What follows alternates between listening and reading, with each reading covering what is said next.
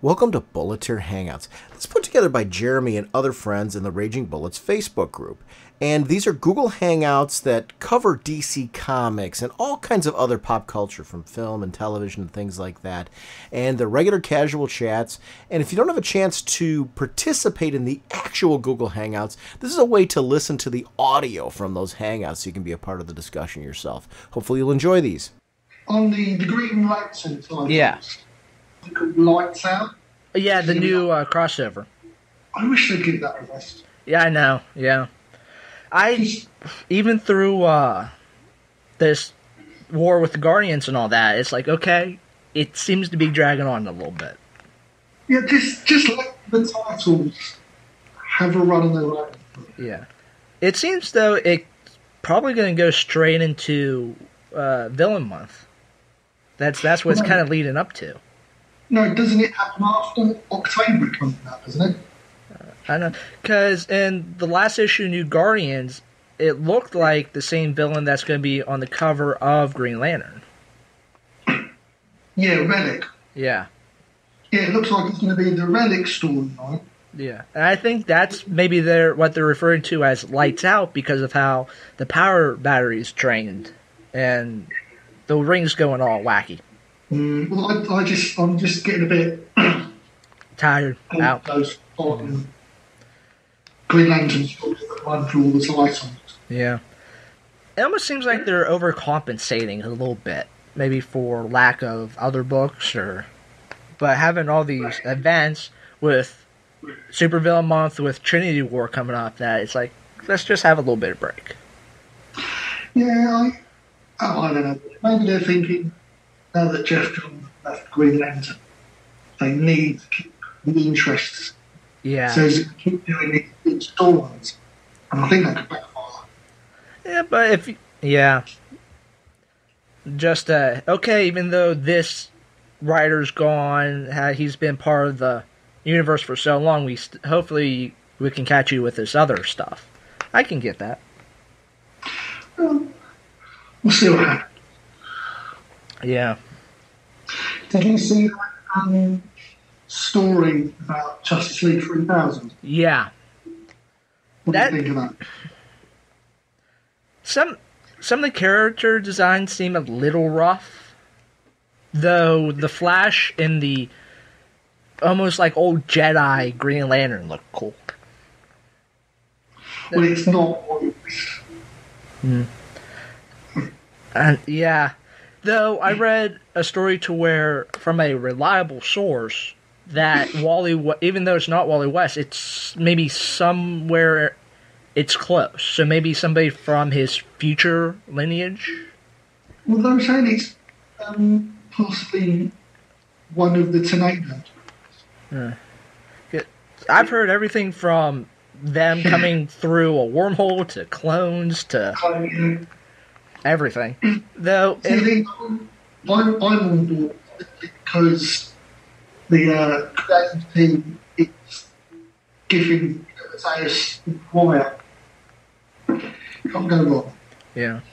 Though, I hope it's, even though, again, in the same interview, it said that whenever you read the first issue, you're going to say, oh, that thing again, but it's going to be done in a cool way, that where you let it go. So I don't know. Well, you could say that about every story written. Yeah. Because every story that's been written has been done. Yeah, it's just some new variation of different characters, different whatever. It's rare where you actually get a story to where you go, I have never seen these elements. You're always going to have that hero archetype, villain archetype, all that. But as long as it's good, then they can keep reusing the same thing over and over. It will be good. It's Giffen, Matthias, and Maguire.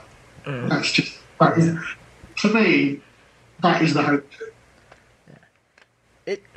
Just going back to the characters, it's like I said, Green Lantern looked cool, Flash looked good. Wonder Woman seemed more Amazon with the look and with her weapon, and I think they're maybe going more Amazon in that way. But Superman, the way they drew the new Superman kind of annoys me a little bit because it looks wrong. It just looks weird. But Well, going back to the Green Lantern one, if my Legion history is correct, if that is a Green Lantern, that is the very last Green Lantern. yeah, I'm pretty sure they came out and said that is a Green Lantern. So Well, then he's the last Green Lantern, or she. You can't really tell. yeah, that could be interesting. The last Green Lantern. No, it would be interesting if they even maybe not we don't find out like in the first issue, but with all the robes and cloaks or whatever in the mask, that it could really be anybody under there. Male, female, alien, whatever. I'll just wait. It's supposed to come out this fall, right? October. Okay, so that's not too bad. That's not too far. No, I think it's because apparently they're down to, is it 48 or 46 ongoing at the moment? Yeah. Or whatever it is. They've got 52 titles for Villain Month, which is September. Yeah. And then October, they've announced Justice League 3000 and the Superman Wonder Woman. That's going to be the most interesting, I think, because how they balance those two characters.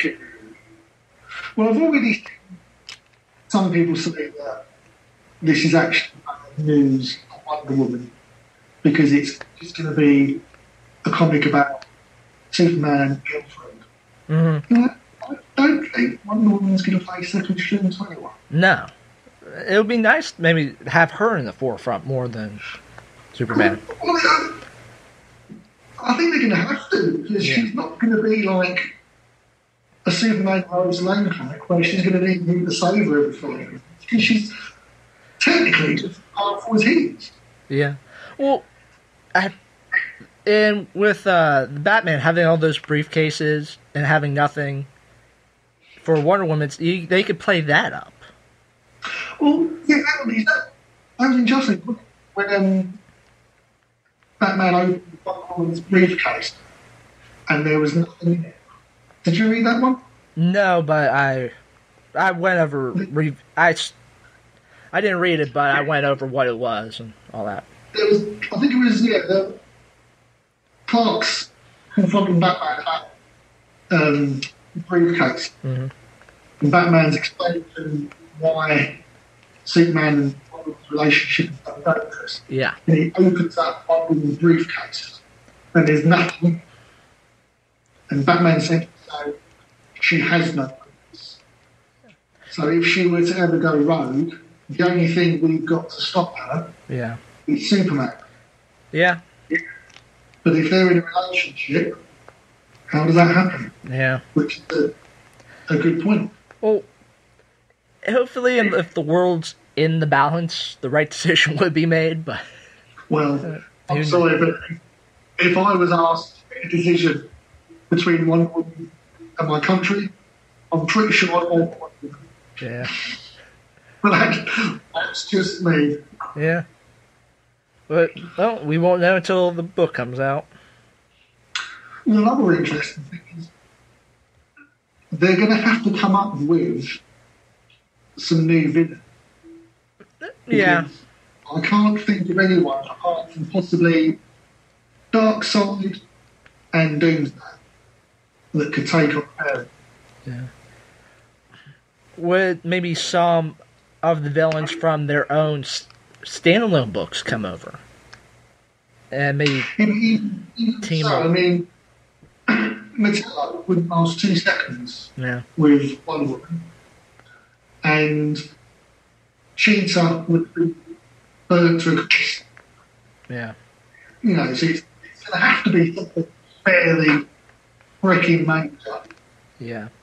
I don't know, maybe they could do some... I mean, you have the villain group now with the Justice League book, so maybe something like that can happen there. So who knows? Should be interesting. Yeah, you're right. You don't want somebody to come in and they maybe hard for Superman to beat up, but Wonder Woman can come in and wipe the floor. Well, like I say, you struggle to come up with a villain or a group of villains to take on the Justice League. Yeah. But you can use numbers to just like get loads of mid-level villains. But if you're going to write a comic book where the two characters are that powerful, it's going to be something special to try and take them on. Yeah. I wouldn't mind maybe some more, like, dealing with things in space. Maybe some enemy in outer space. Maybe that could... That would be an opportunity to bring somebody in. To bring back someone like Hemsworth, who they were built up in the Superman titles to be this big bad, and not had anything from it. It's going to be interesting who that first villain's going to be, because that will set the tone. As long as they don't focus too much on the relationship. Yeah. Just... Yeah, because that could be really where they can write themselves in a corner.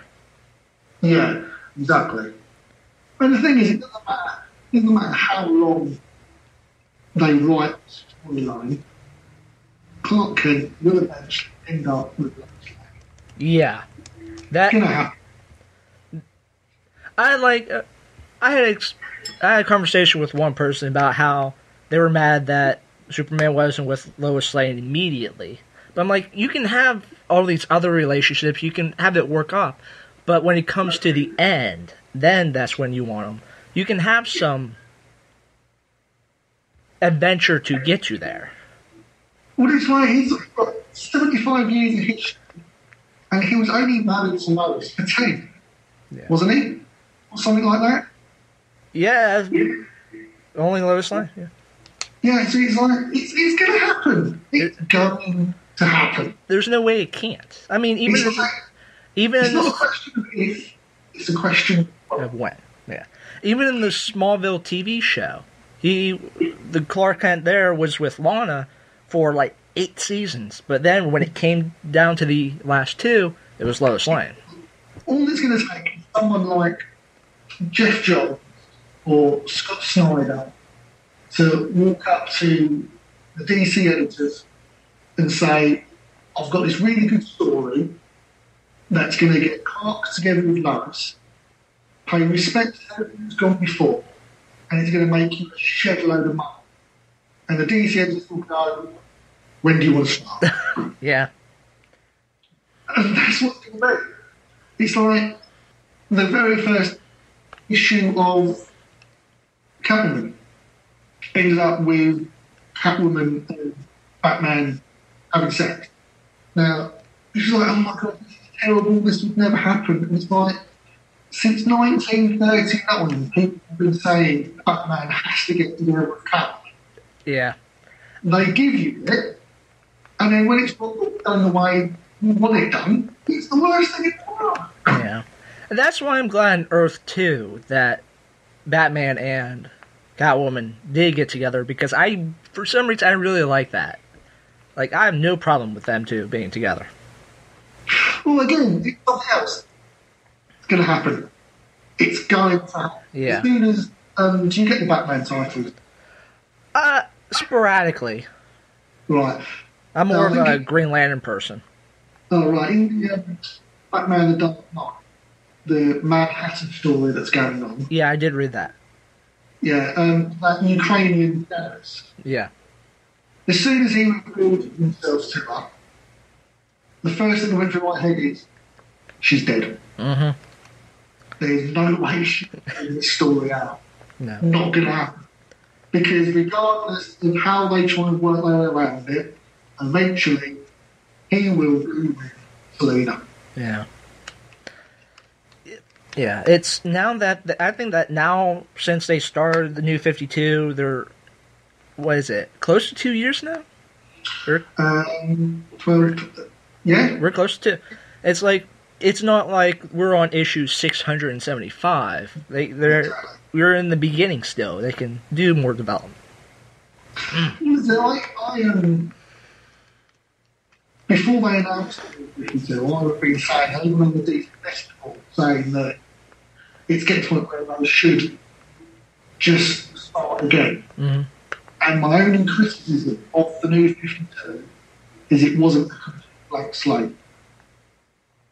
Because what we're getting now is things like Scott Snyder's Year Zero. Yeah. I'm sure that's going to be an amazing story. Mm-hmm. But do you need it 18 months in? It should have been story one. And building up. I heard the Year Zero was good. It was a good first issue, but now they're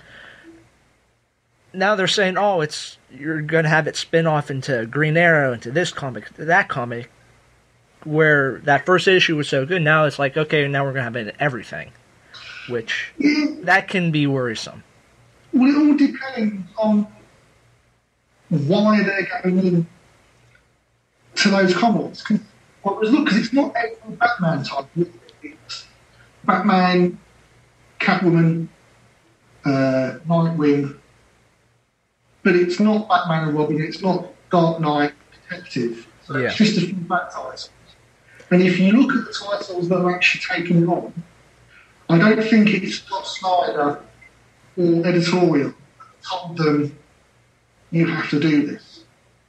I think it's the creative team on those comics thought themselves, we'll have some of this. Because the Catwoman and the Nightwing titles you can understand because it's a Bat-related story. Yeah. Green Arrow, I can understand. Jeff Lemire worked very closely with Scott Snyder. Yeah. So they probably talked about it. The way Green Arrow is going, though, I know I haven't read the solo book in a while, and I heard that's doing better.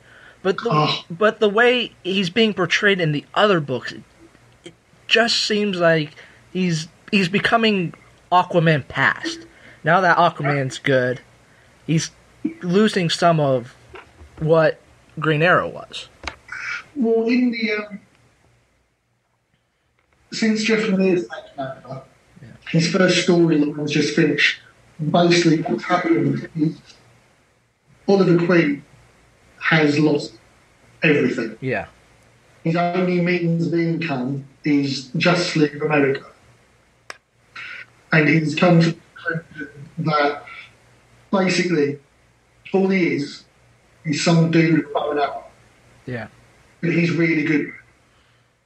And he can't take on galactic threats, but he can take out, scumbag doctors, corrupt businessmen. Yeah. And he can look up for small man. So that's where he's going back to his original roots of Robin Hood. Yeah. It's almost like how they're doing it in the TV show. Yeah.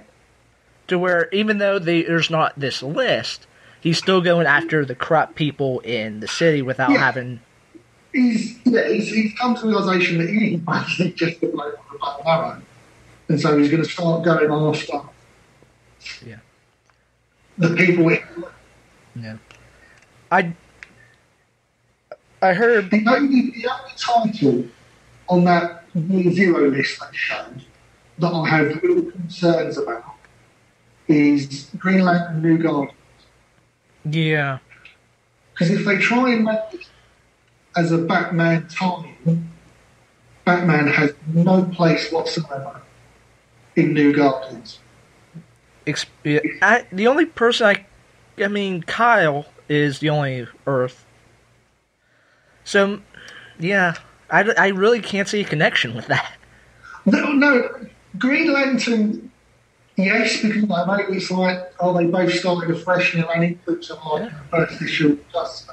But New Guardians, no. Yeah. I can see, you could see maybe Hal Jordan, but it's Kyle Rayner in New Guardians. And yeah, but if they try and shoehorn Batman into the New Guardians, then I will say that's just an exercise. Yeah, you're just throwing a book and hoping it fits somehow. Yeah. Every other title on that list, in my head, I can come up with a rational, reasonable reason of why they're doing it. But not New Guardians. No. I'm surprised maybe So you said that was Catwoman and Nightwing were the two Bat books with it, right? I think it was. I forget what Batman, the list was.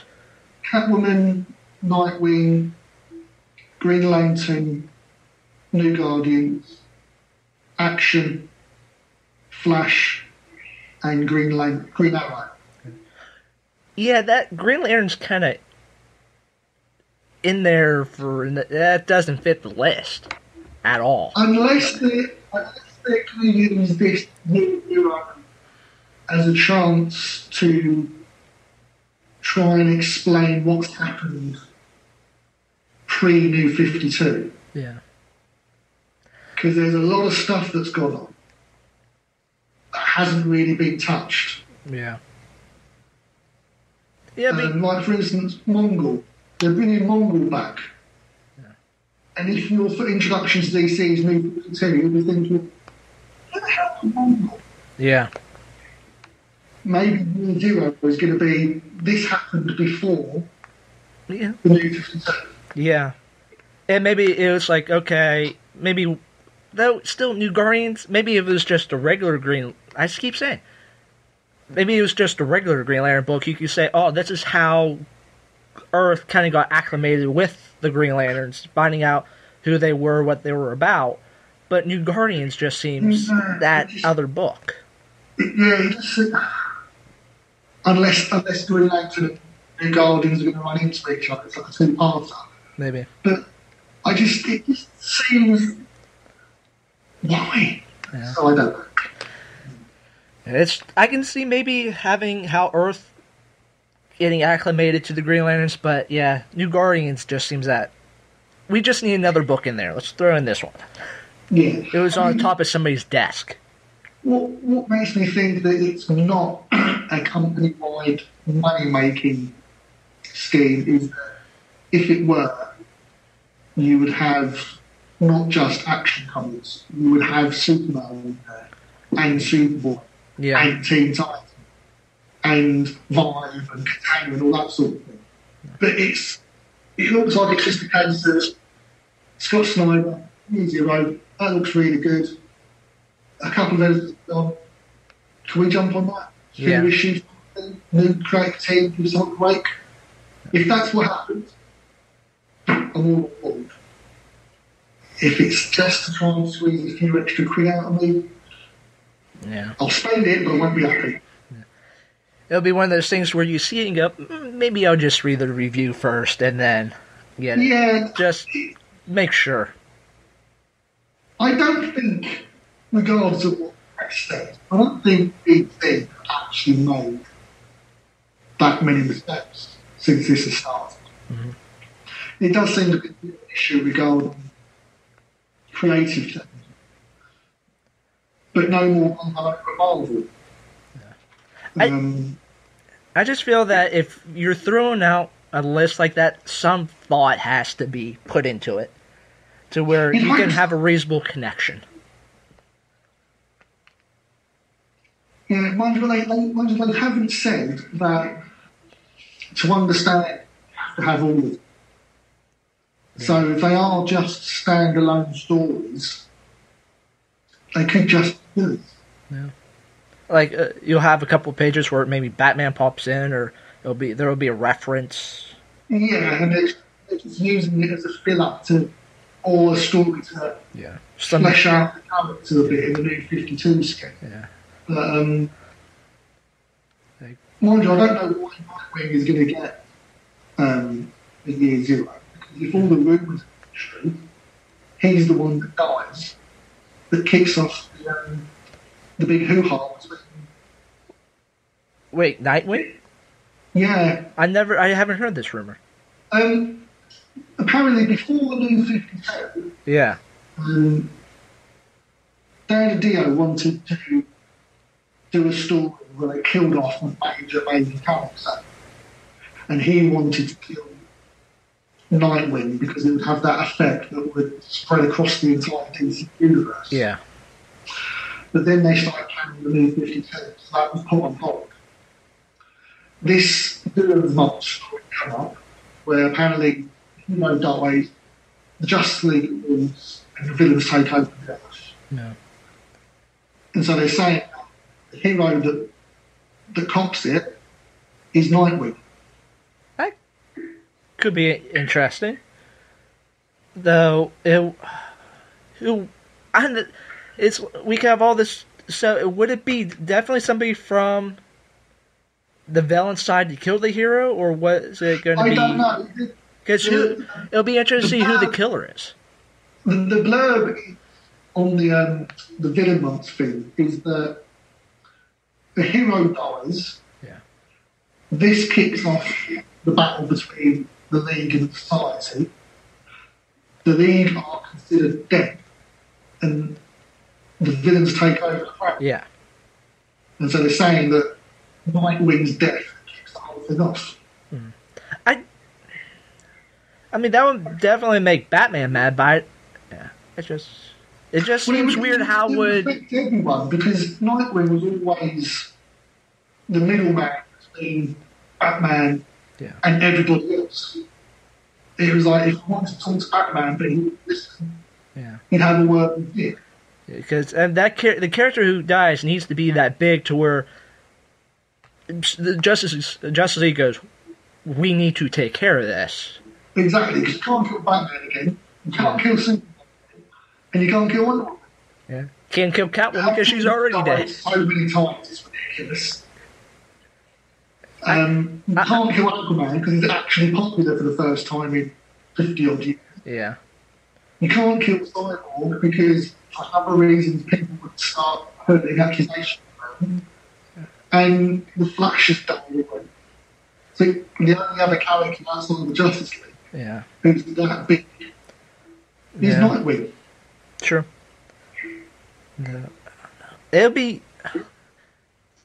There's going to be a lot of that. Well, in Constantine, number 4, they had the Bird going, referring to the Trinity War, going, say, 50 million people are going to die. Yeah. You kind of sit there for a second and go, who is going to die to kick this off to where 50 million people? Well, what's going to happen is Dick Grayson's going to die, or whoever's going to die, 50 million people are going to die, the Justice League are going to die, the villains are going to take over the Earth, and in the final issue, something happens, time goes back, and everything's back to normal. Yeah. And that I don't have a problem with, as long as the story that goes from A to B is entertaining. Yeah. Though I do hope that there's that lesson taught in a way to where, say, things do go back, that people, you have that issue where people sit down and go, wow, what just happened? We need to actually process this, and maybe we should change some things. And I think that if it was Dick Grayson dying, a lot of people would do that. Yeah. Because he's popular. Yeah. Especially in London, apparently. Yeah. Apparently he's the nicest part of the DC. I can't wait for... that last Constantine issue got me really psyched for what's to come, because it's like, oh, Constantine, you're going to be teaming up with Lex Luthor. Going, what? Yeah, shaking hands with Lex Luthor. That in a way makes sense, because Lex and Constantine are kind of similar. Where in a way they're both con artists, but in different types. Yeah, because Lex is a con artist out for himself, totally. And Constantine, he's a selfish bastard. Yeah. They both would sell. Yeah, they'll both sell their own mother to get ahead. So. Yeah, that would be an interesting conversation to read. What exactly does Lex Constantine? Well, Lex is really that perfect anti-hero, because he's going against Superman, saying, "Hey, he's the villain here in a way. Like he thinks he himself is the hero, so maybe him teaming up with Constantine and saving the world fills into his, hey, I'm the hero here, Superman's not."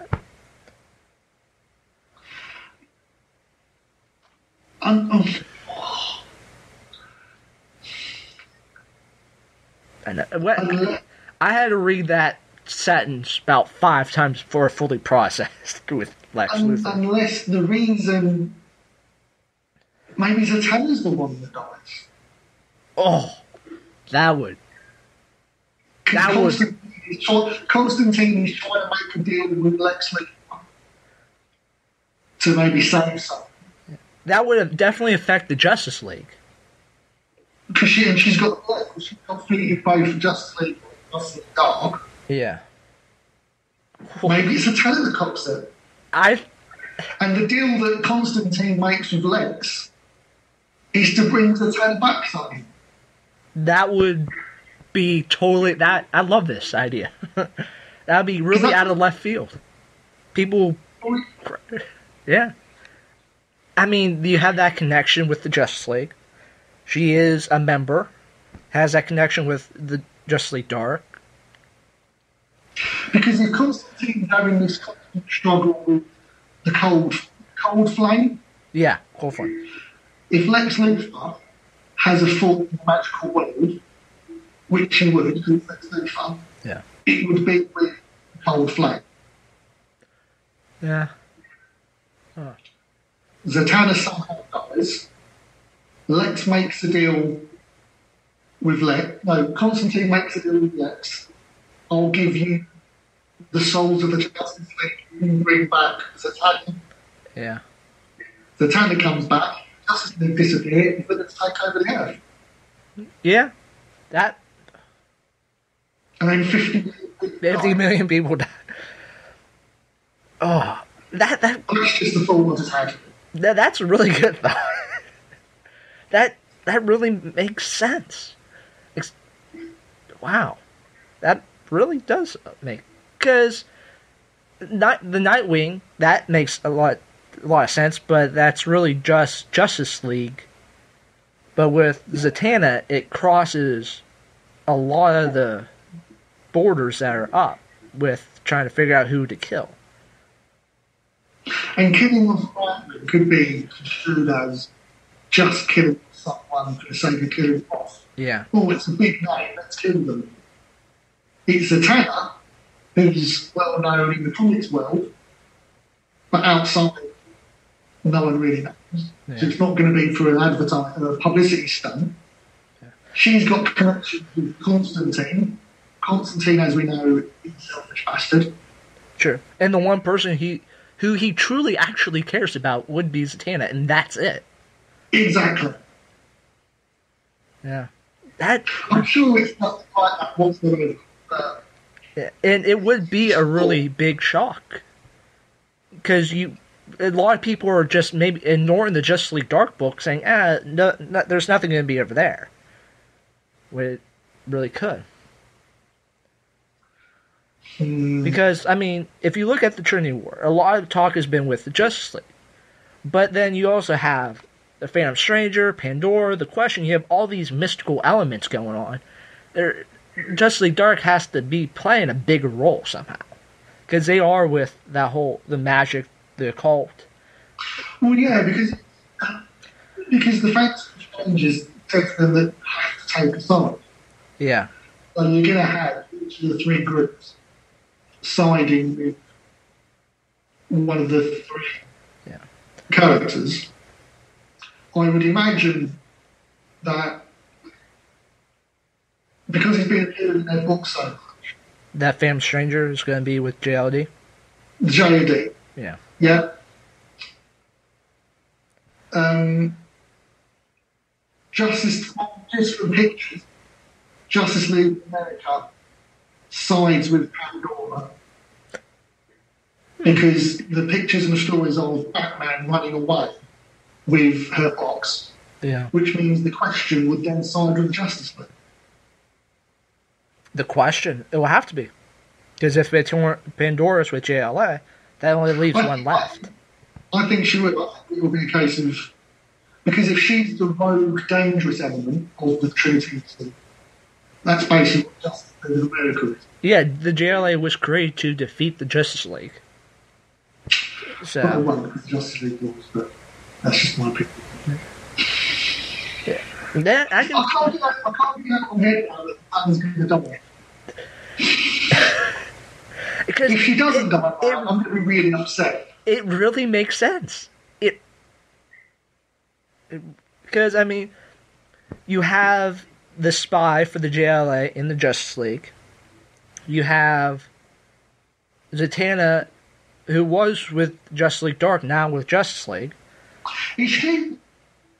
Or is she still Justice League Dark? No, I think see, that it's the way they kind of wrote that, people weren't sure, but she, after the whole going to the other world where Constantine could only speak the truth, which is my favorite arc. Yeah. After, because you had Xanadu getting really old and all that, you had Constantine saying, "Hey, I really do care about you," to Zatanna.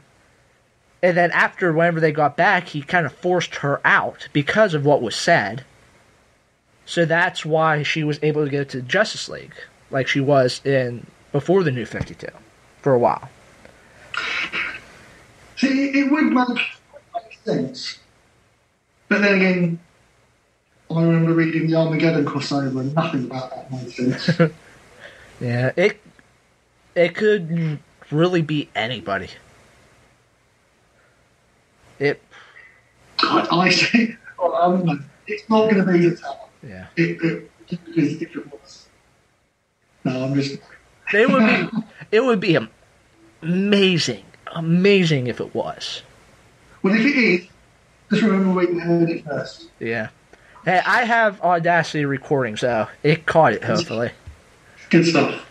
But maybe, because it's going to be interesting, because with the different covers I've seen and all that, you have Zatanna in her new costume, battle attire, whatever. So maybe maybe with her coming back, it has her saying, maybe making changes.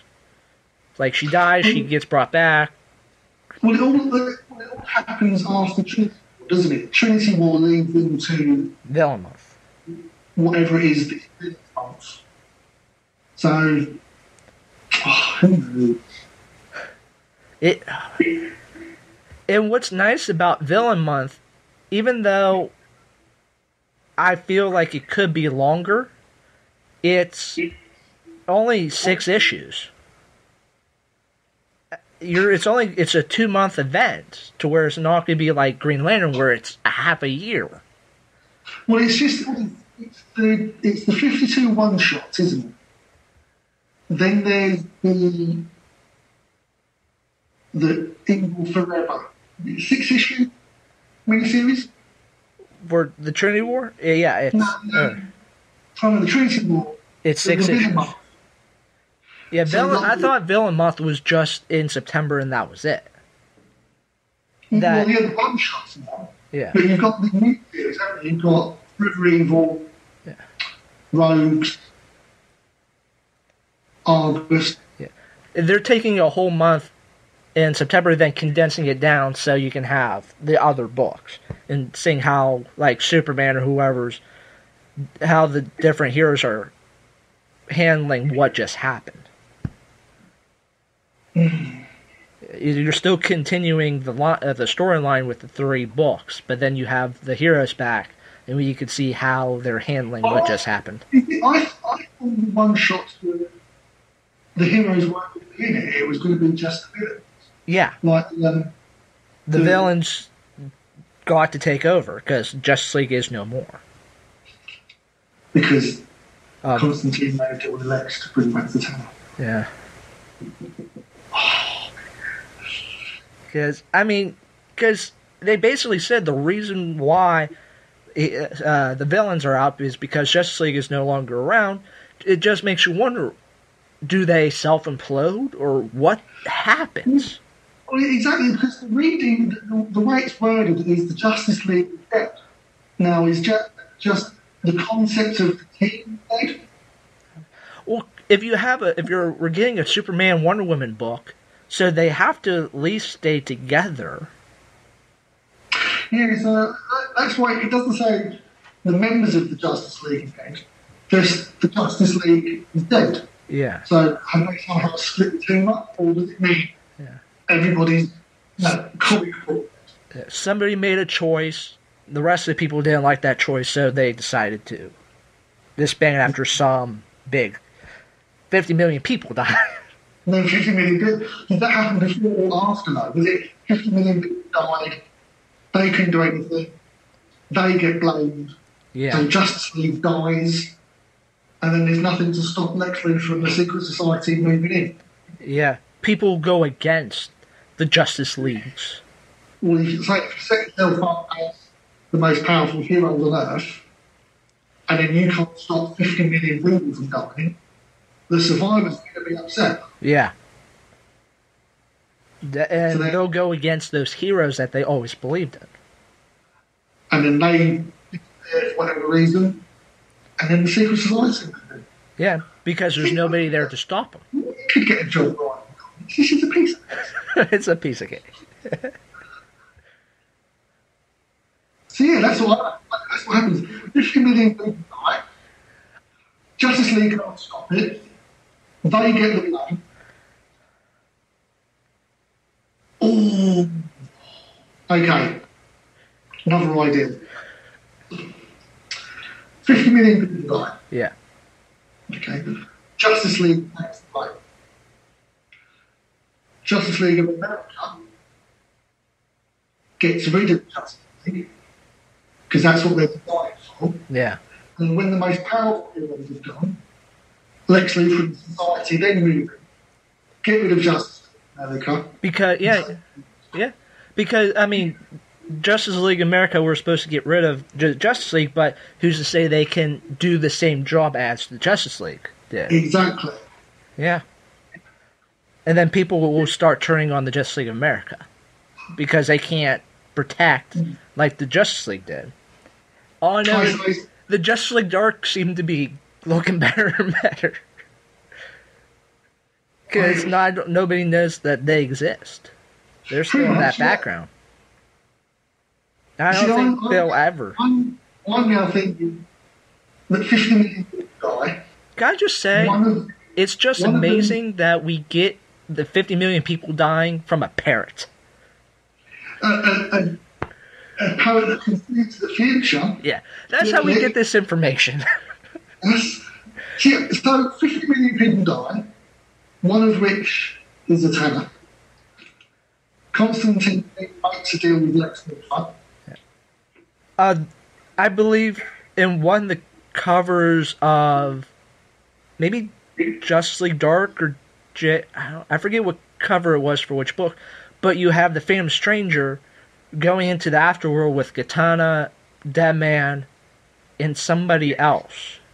So, I mean, there's going to be these deals and partnerships with everybody and anybody. Let me look that up.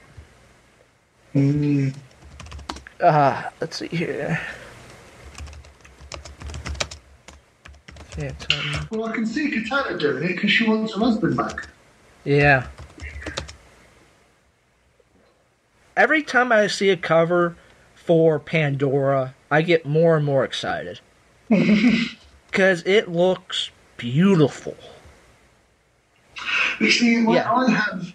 It's Phantom Stranger 11 with the Phantom Stranger, Katana, Deadman, and Batman. Ooh. Which could be Katana, Phantom Stranger, Eggman, and Batman going to the afterlife to try and find the soul of Dick Grayson. Maybe. Oh, how are they go? I'm still wondering. So, like, okay, they go in and get Dick Grayson, or they get Zatanna, whoever. They're going to have to pick up Catwoman's soul in there somewhere. Because, I mean, she's dead. She's going to be coming back. Or, okay, another random thought. Zatanna dies, right? Yeah. Constantine makes a deal with Lex Luthor and Cold Flame to go and bring back the Satanic soul, and in exchange, he manages to give them Nightwings. Yeah. Because Nightwings are all over the place at the moment. Yeah. The entire Bat family. Which is why I think Batgirl is going to give up being Batgirl. And Harper Row becomes the new Batgirl. Ooh, Do you read the Bat titles? Yeah, here and there, whenever I can afford them. Because I've been really reading The Dark Knight a lot more than the rest. That Mad Hatter, wasn't it? Yeah. Freaky ass. For Constantine 6, goes to your Zatanna thing. For Constantine number 6, for the solicited, you have Constantine in a field of ghosts, like dead souls. And it says, on the verge of death, John Constantine fights for his very soul against his own former protege. So, is that maybe his protege? I think that's the word that gets me, because, I mean, it's not like it's going to be Nick Necro. But that's not his protege. No. I always felt like Zatanna could be his protege. Because I've never heard of Constantine having a protege. Unless they introduce him. Maybe. But that would be a bit random. Yeah. Here. Ooh. Because I'm thinking, because right now, Zatanna and Constantine are on good terms, but yet Constantine will always care for her. And if Zatanna's dead, and Constantine gets sucked down into the afterlife or whatever, on the verge of death, they have a fight, just stemming from them not getting along, and somehow it gets resolved and they both come back. But whatever it is they do results in something happening to the Justice League. Yeah. Because I don't think they would put in that power with that 1 second if it was just something insignificant. Because you don't draw in 50 million dead people just on a whim. Yeah. Not even in comics. Something major has to happen to have 50 million people. Unless it's 50 not... million people is essentially the population of England. Yeah. Well, maybe it's... You have 50 million people dying. Maybe it's just not the Trinity War, but how many also counts in Villains Month, with how many people they could be killing, and how... I don't know. There has to be some big, huge event to kill off 50 million people. And with, like, The Question, Phantom Stranger, and Pandora, those things could happen on a relatively cosmic scale with them. Yeah. With them being the... Because right now, Phantom Stranger, he just went through hell and now has to go through heaven to get back his family. So, I mean, if he's doing that, then what really could all three of them, what power the three of them could really have? Separate and together. Which then begs the question, what is it Pandora is trying to do with that box? Yeah. Because if she's already opened it and released all... What's opening the box for you? Something inside the box kills 50 million people. Ooh. So the end of the Trinity War could actually be the heroes losing. Yeah. Because she opened the box. Because it said that whoever is purest heart can open the box, and whoever has, like, the darkest heart is, like, pure evil can open the box. So the pure good and pure evil can open the box. Maybe pure evil opens the box. Because who's pure good? Pure good. Superman? Batman? No. Pure good, would have to be Superman. Because Batman, not really, because he has that darker side. He's not exactly the happiest person in the world. So either someone who's really, really good, really, really bad. Yeah. But he would be really, really bad. Because, like... Lex. I heard rumors of maybe Black Adam. That'd be funny if Constantine can open locks. Hey! Just he doesn't know it. He just picks it up and opens. Going, what is this? You see, would you really class Black Adam as evil? Because he doesn't do what he does to further his own ends. Yeah. He will slaughter the world to save his people, as opposed to slaughter the world just because he can. Yeah. But it could be through that choice that makes him. I don't know. It's really hard to go either way. Who could be pure good? Who could be pure evil? Unless maybe that pure evil is from the supervillains. Maybe they'll introduce somebody who will go, holy crap.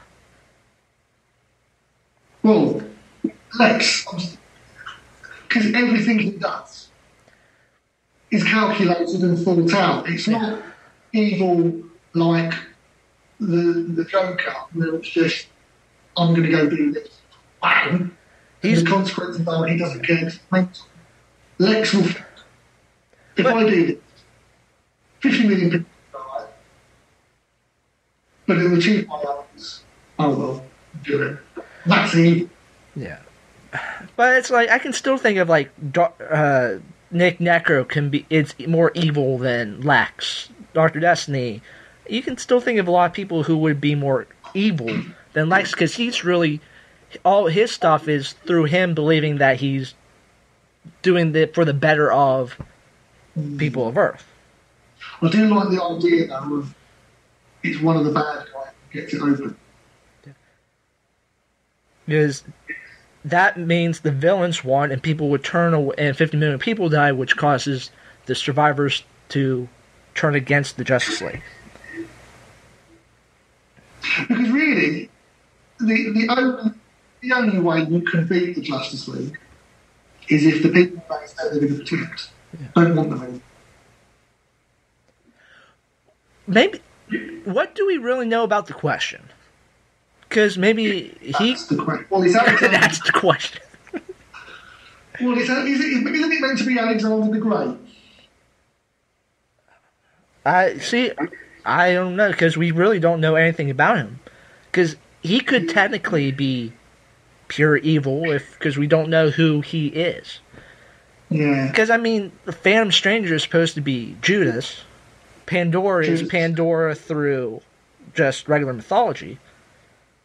But who is the Question? I'm pretty sure that the Question is Alexander. Because I think the thing is...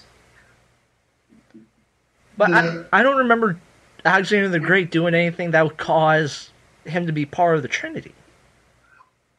Well, apart from causing the death of a third of the world population. Yeah. Because he basically conquered a third of the half of the known world.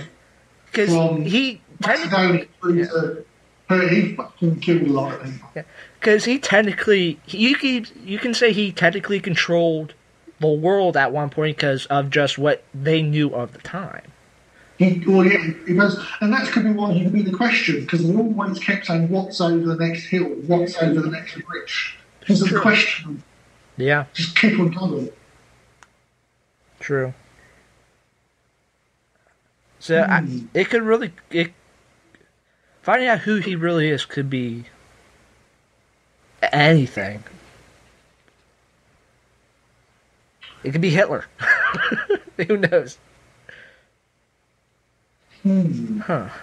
The Question. Wow. Yeah, I kind of like. It would be interesting if it's Alexander the Great. I think that's what there was an interview with Jeff Johns. I think it was Jeff. I definitely read that it's Judas, Pandora, and Alexander of Macedon. Yeah.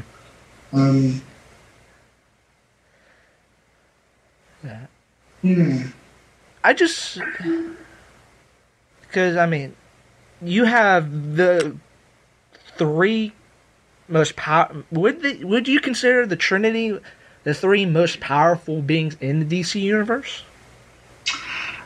But yet, Phantom Stranger almost died. So, if he can, well, the Trinity seemingly were condemned by the Council of Wizards. yeah, The last remaining representative of the Council of Wizards is Shazam. yeah, So Phantom Stranger is being made to pay penalty for his trial of genius, which technically would mean the Spectre should be more powerful than Phantom Stranger. no. You just reminded me. What could Shazam be pure good and Black Adam be pure evil? Well, Billy Batson did it for his potential, didn't he? Because Billy Batson is a little shit. Yeah. But Black Adam, I don't know if I would class him as pure evil. Because what's the definition of pure evil? It could be anybody's interpretation. Because one person's idea of pure evil could be, or pure good. Because if you go by the phrase nobody's perfect, then what is considered pure good?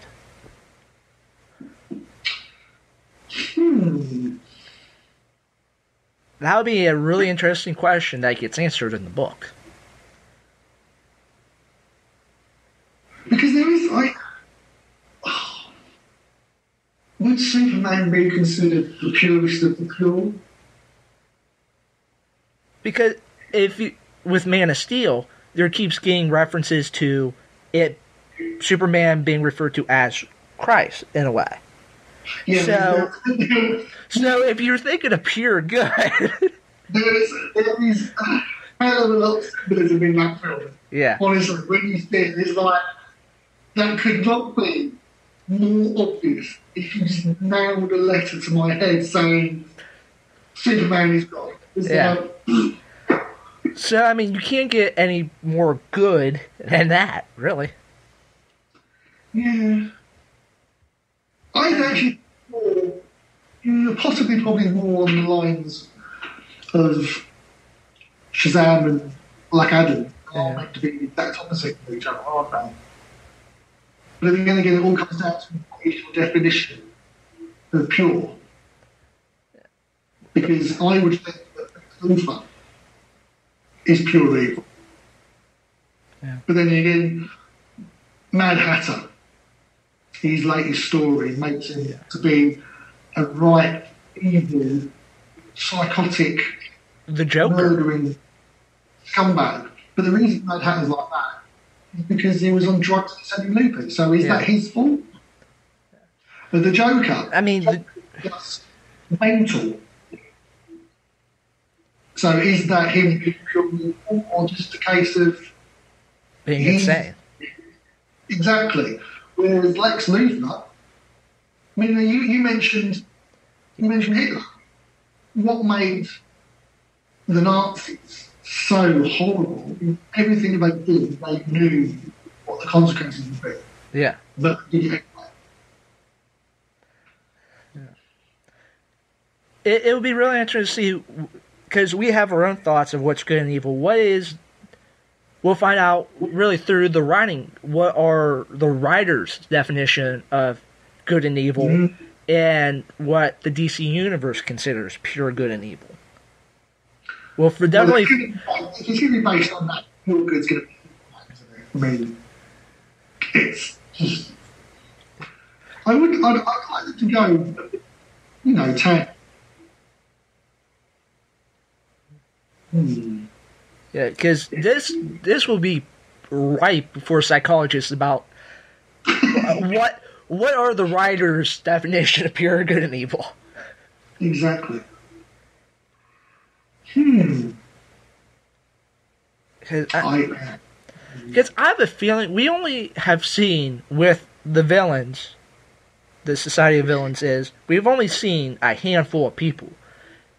And it wouldn't be hard to imagine the upper echelon of the society not being revealed yet. We've only really the only seen... one who's been confirmed as Lex is the leader. Really? Lex is the leader? Apparently so, yeah. Okay. But I remember in the pre-New 50s, the upper echelon was Lex, Deathstroke, Vandal Savage, Cersei, and Dr. Psycho. Mm-hmm. Deathstroke wouldn't do it. He's just out for the money and reputation. Cersei's not good.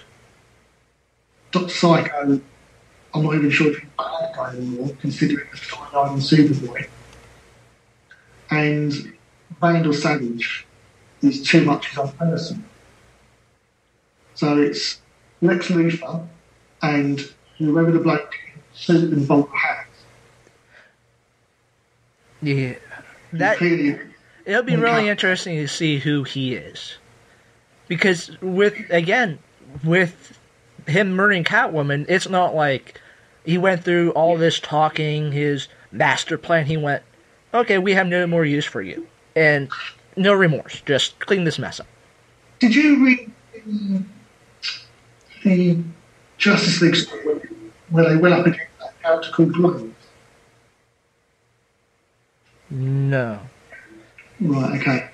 Every time you ask me, have I read something, it's always no. Okay. I mean, I'm just going, I love the dark side of the DCU. That and Green Lantern. I don't know why. Though I have been reading Justice League of America. There was the Justice League story where Justice League got against a person called Graves. Yeah. He blamed them for his family dying. They defeated him, and at the end of the story, he ends up in Belgrave as a prisoner of Amanda Waller. Mm-hmm. And he writes a book called Villain Journey. And this bloke in the bowler hat looks a little bit like Graves. If you Google it, it might show you some pictures. But, yeah, it could be him. Yeah. I wouldn't be surprised if Amanda Waller ends up being part of something. She's a bit. Yeah. Do you read the Suicide Squad? You don't read Suicide Squad, do you? I can only read what my comic book shop brings in, and they do not, like, they don't bring in Stormwatch, they don't bring in Suicide Squad, but I have read a lot of Suicide Squad stuff online. I have kind of kept up on what's going on there. With the whole bringing back people from the dead, all of a sudden. Yeah, that's weird. That's almost like the portable version of the Lazarus Pit. Well, yeah, I mean, exactly. It's like, if they can bring people back from the dead, why the hell are they wasting their shot? Yeah. Because, I mean, that would be the simpler version of bringing back Catwoman, and that problem would be gone with, like, Batman and Deadman and all them going down into the underworld. You see, the story to one side, I don't like divisive in the comic book. Because I'm like, oh no, someone's dead. That's okay, we'll just go to Amanda Waller and she'll bring her back to life. And it's like, oh, it's the ultimate. It's the ultimate Deus Ex Machina. It's like, yes. You have a problem, here's the solution. Yeah, it just is like, oh, they couldn't help them. No, they'll bring her back to life. It's like, especially since the book is, the writer is not exactly the greatest, but I mean the book's getting readers. It's Catwoman, so you know they're not going to kill her off for good because it's just too big of an iconic character. I actually think that I'm not all too impressed with who was writing Catwoman because it seems really, really, really disjointed. Yeah. I picked up the last 2 issues, and I couldn't make heads or tails of what was going on. Yeah, it's literally all over the place. Yeah. And I think maybe Catwoman died might be taking a step. But yeah, I'm not too impressed with Catwoman. I think it just needs a case of maybe getting a new staff on the book. Well, yeah, and it's kind of like it's all well and good taking characters out of their comfort zone, but Catwoman is like a ground level jewelry freak. Yeah. She doesn't deal with the unnatural demons and possessions.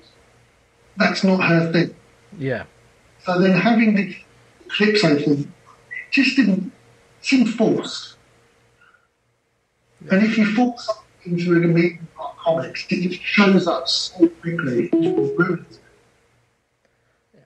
it. It makes more sense that instead of having a Wonder Woman and Superman book, it'd be more sense of having a Catwoman and Batman book. Oh God! If they did that, the fanboys would do their nuts. They would find a reason to burn down DC head office. And that makes more sense than a Superman Wonder Woman book. No, if a Batman Catwoman comic book would essentially be a comic every month of him chasing her across the rooftops. And then when he catches her, if he had sex with her, 50% of the readership would be furious. True. And if he didn't have sex with her, 50% of the readership would be furious. That is a lose comic, and they need to stay away from that idea as much as possible. Yeah. That's just my opinion. But, oh, God, can you imagine the hell that would turn internet into if they made a Batman Catwoman on that? It made the first issue will come out, and then all of a sudden, no more issues. Yeah, the internet would essentially just stop from the hate that would enter it because of a Batman Catwoman book. But through this conversation, we have broken the mold of DC. Yeah. Every secret, we're tearing through it. Every major storyline has just been solved. With Audacity, it seems like you've been picking up a lot of our conversation, which is good. Oh, it's really good. Yeah. Well, even a bit about how Batwoman Catwoman would destroy you. Just, I know the internet would blow up. There would be riots outside of DC, but in a way it makes sense. Well, seriously, there would be podcasts that would commit suicide on air if they did a Batman Catwoman. Yeah. Well, it's like they had Justice League 2000, and I was on Newsarama, and all they did was just Justice League 3000 being written, drawn by Giffen, DeMatteis, and Maguire. And that was the only information released about this comic. And based on that, so many people were going, this is going to be rubbish. Yeah. Count me out. It's like, we don't even know anything about it yet. Based on what? If it was like 30 issues in and turned around and said, this is crap, fair enough. Yeah. But all we have is an interview and a couple of pictures. It's and the pictures are probably not even the final versions yet. Probably no. It's I was shocked. To be honest, she was wondering about how some people. I'm shocked.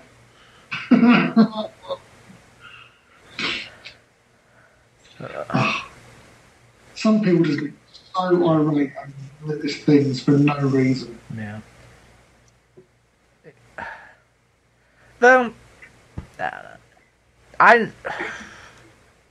apparently there were people who, at the climax of Man of Steel, I've walked out of cinema because it's so fundamentally wrong. And are you freaking kidding me? No I just spent 10 quid to go and see a film, and you're not even going to stay to the end. Yeah.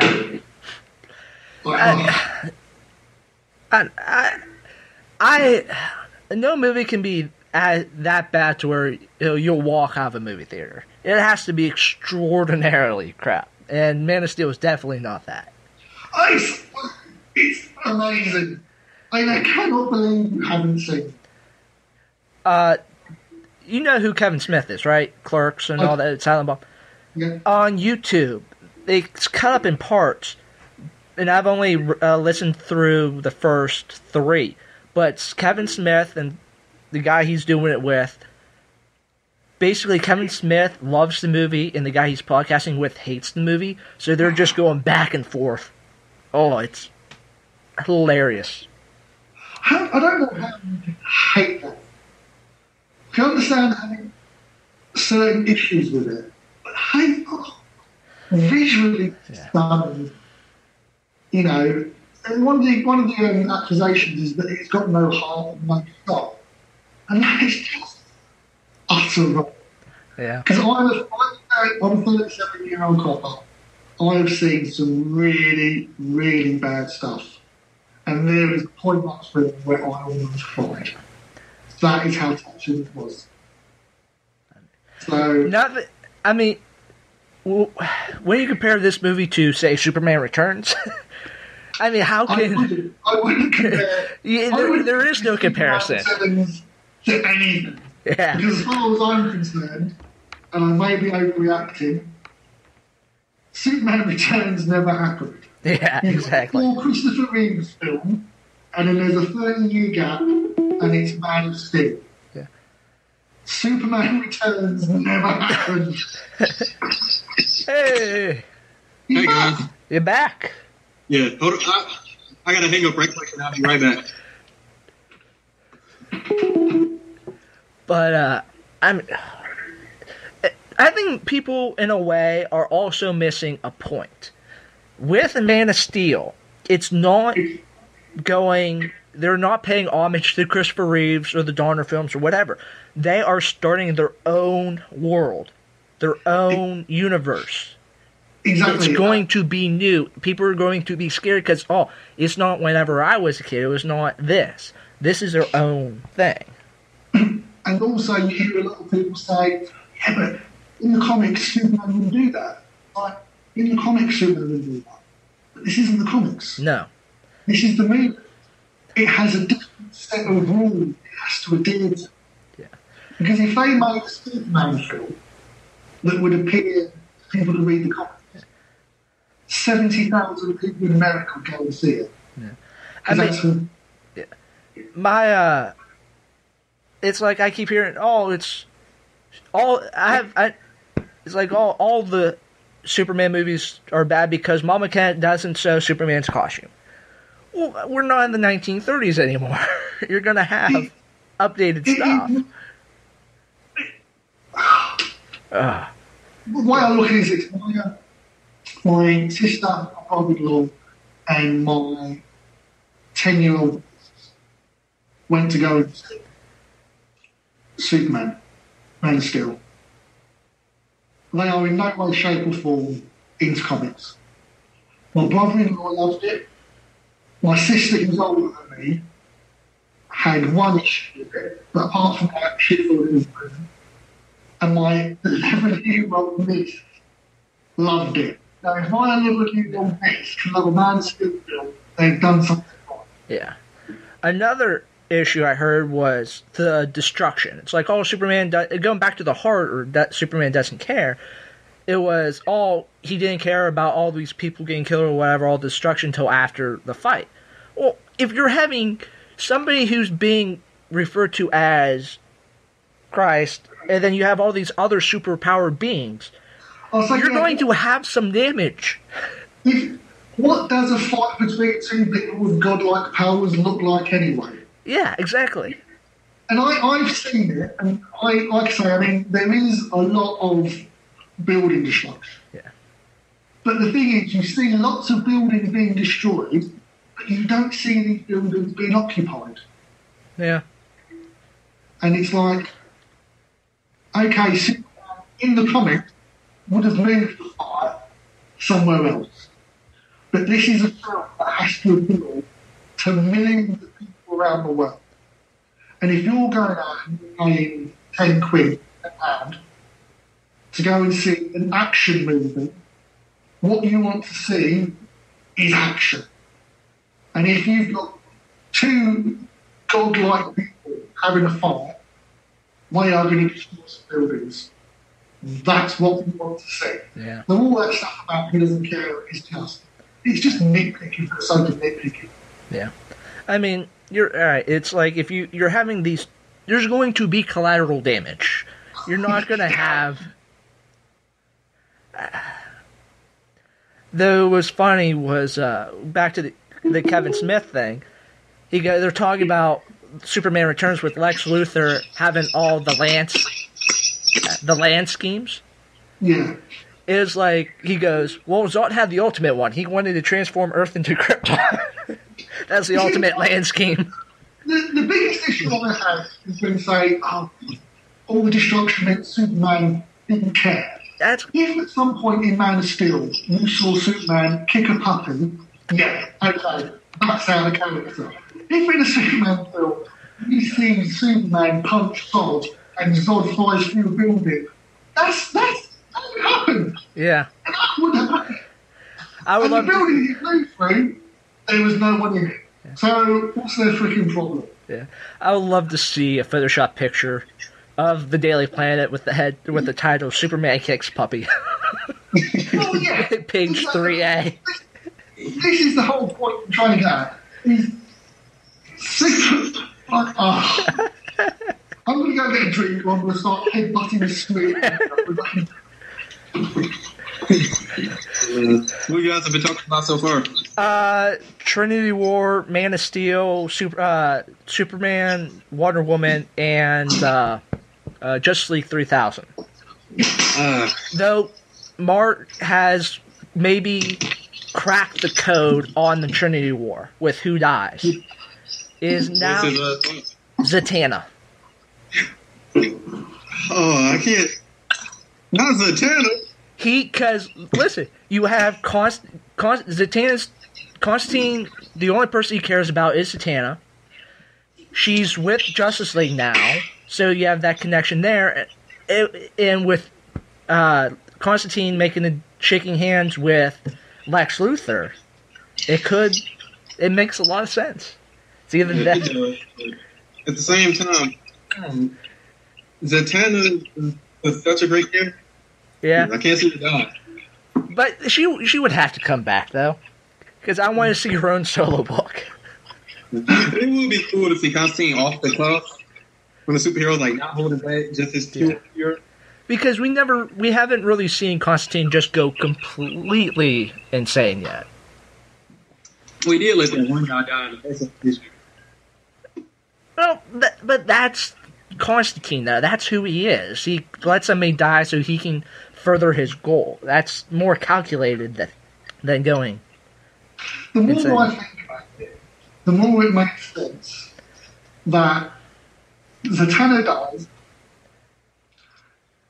Constantine breaks down with Lex Luthor, they somehow bring Zatanna back, and that causes the Justice League to disappear or whatever, and then the villains take over the Earth. What's going to happen? We heard it here first. What do you think killed her? Sorry? Who do you think kills Zatanna? The Cold Flame. Yeah, somehow being a part of the society? Yeah, the Cold Flame kills Zatanna. Constantine makes a deal with Lex Luthor and the Cold Flame that if they bring back Zatanna, he gives them Justice League. That happened. Justice League disappears, like it says in all the advertising, and the secret society take over the Earth, and 50 million people die. Do you know, I just remember this. In Justice League Dark, Constantine has a room in House of Mysteries with how to defeat, has information on all the Justice League members and what's their weaknesses and all that. That makes even more sense now. Yeah. I still think it might be Pandora or Phantom Stranger. See, but aren't they technically already dead? Yeah, no, but I think they're going to kill them now. Oh, okay. Them actually kill. That'll be interesting. Yeah, but like you said, the advertising says it's the death of a hero. Yeah. Well, he's going to be on Zatanna in Nightwing. But it would be like it would be insane if it was Zatanna. I think it is. I'm convinced now in my own head because I come up with the idea. It must be true. I mean, it makes a lot of sense when you think about it. She left Justice League Dark because Constantine, and he was wanting her not to get mixed up with the superhero. Yeah, because you're right. Because Constantine kicked her out, or kicked her up, and she went to Justice League because she could start hanging out in Justice League. While being there, something happens, she dies. Constantine holds Justice League responsible. So he then makes a deal to bring her back in exchange for Justice League. Actually, I think at the end of the last Justice League Dark arc, they prophesied that it would be Constantine's fault that Zatanna died. The way I see it is his fault. He fired her from Justice League Dark, and she joined regular Justice League. And now she's dead. Yeah. With each passing second, it makes more and more sense. More and more sense. Mind you, we have spent about an hour talking about this. That only goes to hopefully how people are pumped for this arc, the storyline. Well, I'm more pumped than I was before. Yeah. Because, I mean... You called it... we've been waiting for the Trinity War. We first saw the first picture a year and a half ago. It's about time we get to it. Episode 1. Wait, yeah, that's the room? Yeah, that's the room from the comic. Yeah, because look, he has really everybody, who they are, what... And that's just some of what Constantine has. It doesn't have the whole wall. I mean, you have Wonder Woman, Batman, Superman, Cyborg, Aquaman, Green Lantern, Flash, Booster Gold, Green Arrow, Martian Manhunter. Yeah. Adam 1. Poison Ivy. Was there a picture of Adam 1 on there? You have Shazam. Yeah. Frankenstein. Basically made Wait, is Father Time? Yeah, from Shade. Okay. And I like that he doesn't know what the Green Lantern ring is. Oh yeah, Dr. Zatanna and Black Adam. Who's the... Wait, who's who? Next to the Father Time, who's the kid? Would that be Jane Foster? That is Father Time. The No. little girl with the little ninja girl. mask? Yeah. Yeah, that's Father Time. Oh, okay. Her power set it works like the Doctor. She always transforms bodies. Okay. Okay, and she's from Shade? Yeah. Yeah, she's from Frankenstein. Which I'm loving Frankenstein and Justice League Dark. That's a perfect fit. He plays well being the straight man. See, I think Frankenstein should be the next DC movie after Man of Steel. That would be fun. Justice League Dark. Well, they are making Justice League Dark.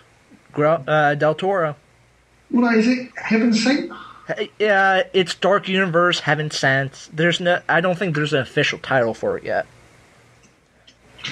But, yeah, he promises a blonde Constantine You're going to have Zatanna, Deadman, the Demon, which I think is going to be Ron Perlman. I think if they can promise any Constantine that isn't Keanu Reeves, it's going to be an upgrade. Yeah. But you guys don't want Keanu Reeves Constantine anymore? Before I knew who Constantine really was, I liked the movie. Oh my god. But now, since I've read the first trade of Hellblazer, and I've been reading Justice League Dark, the movie's kind of losing its shine. You guys read the new Wonder Woman? Yes. Will they end up on New Genesis with Highfather? Yeah. Lenny. Rest in peace, brother.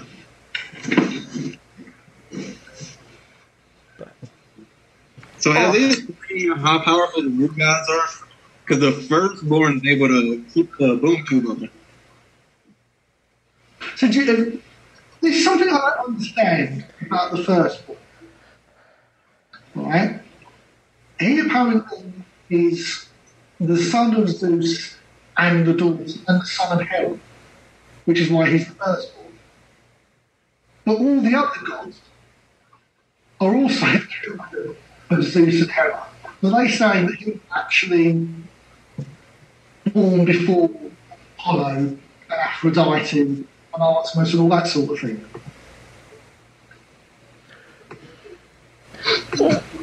Remember, the Titans were before Zeus and all them, too.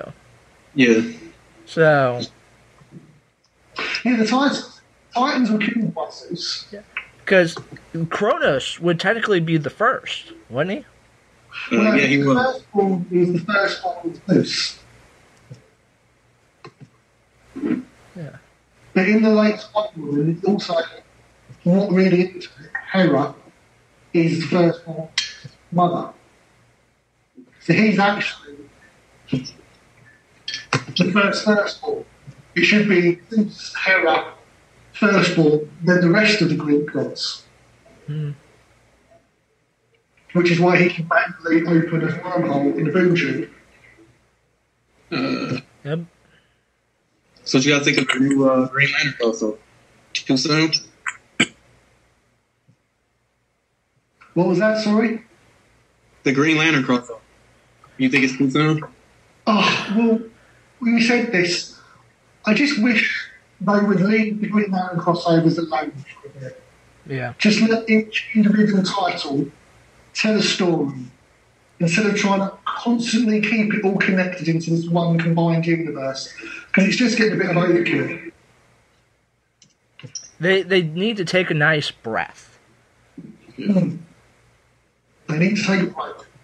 I was hoping at least a year before the next crossover.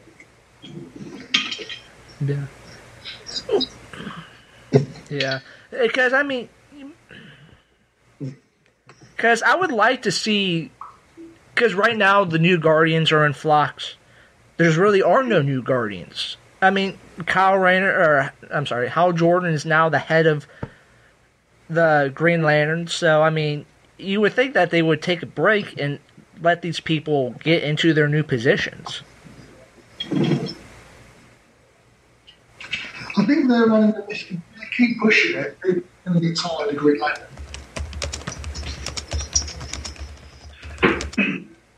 Because although popular now, he hasn't proven he got longevity and staying power of Superman or Batman.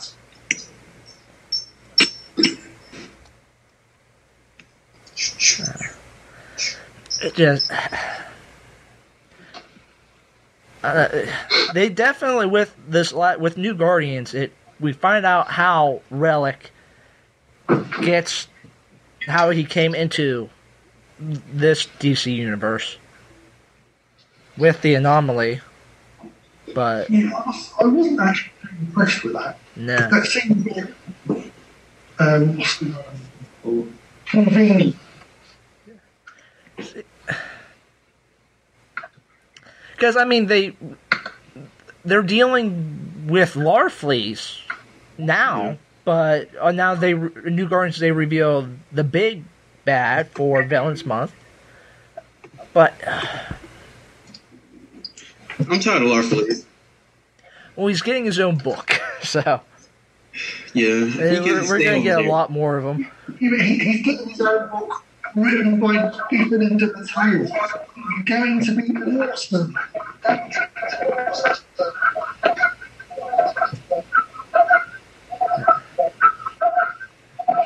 But Oops.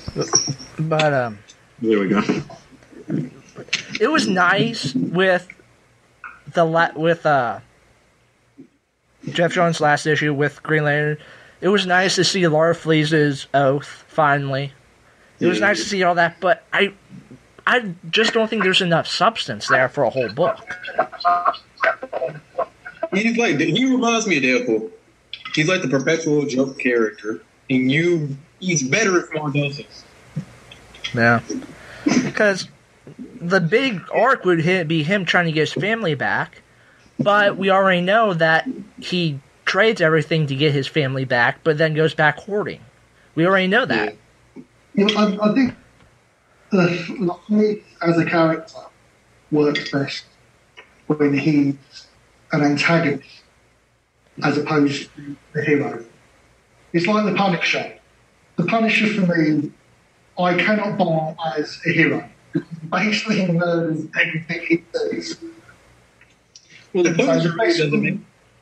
Well, the Punisher. Hang on. Well, the Punisher really doesn't make the Marvel Universe in the first place. I mean, he's a mass murderer, and no other superheroes try to take him into custody. Well, exactly. It's the Punisher's best stories are when he's coming up against someone like Spider-Man or Daredevil, the bad guy. If you then try and make him a hero, it doesn't work. And it's the same with the Fleas. He's basically the universe's biggest thief. Well, I still say he's a hero, but he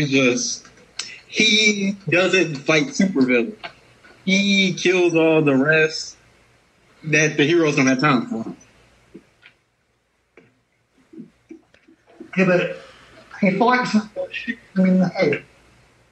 I mean, that's okay for Rambo, but I don't like the Punisher as a character. There's something about him that goes against everything I believe. But the Fleet, I'm going to get it. It's like, but I don't think he's going to do very well. No, because Laura Fleece is replacing. What's the book? I just blanked on the book.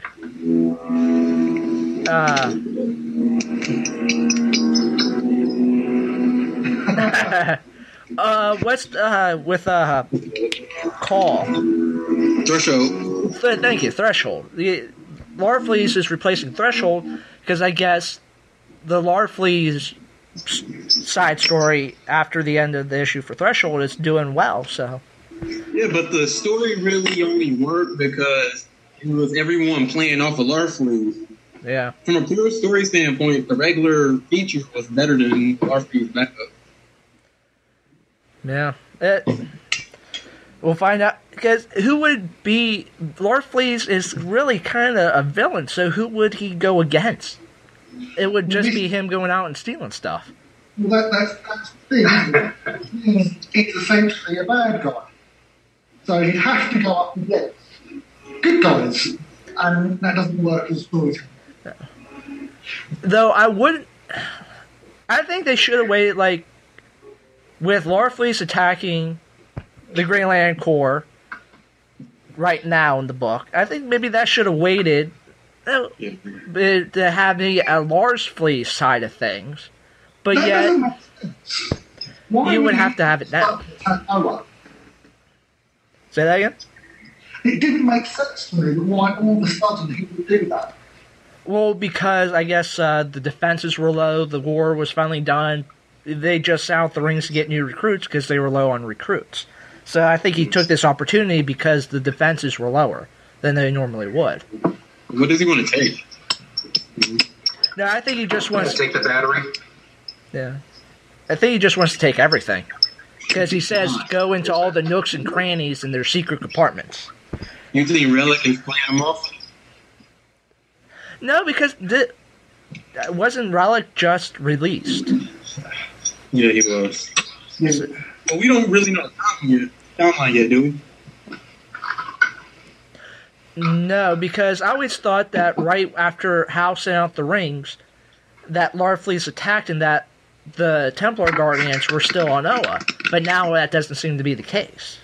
No, the new Guardians, new Owens, left Hal in charge, then left to go to the edge of the universe. Yeah. Which conveniently released Relic, who saw that coming. And then the Fleas invades Oa for some random reason. Jumble. It just seems that the way it said the Templar Guardians went, okay, you're in charge, Hal, and then all of a sudden it's like, oh, we're under attack. I don't think it let that sense of time happen. To where, okay, now we know. I think what hurts Green Lantern the most is sometimes they're putting these books out of order to where it would be better if like the Green Lantern would come out before New Guardian and New Guardian would come out before Green Lantern, but that hasn't happened.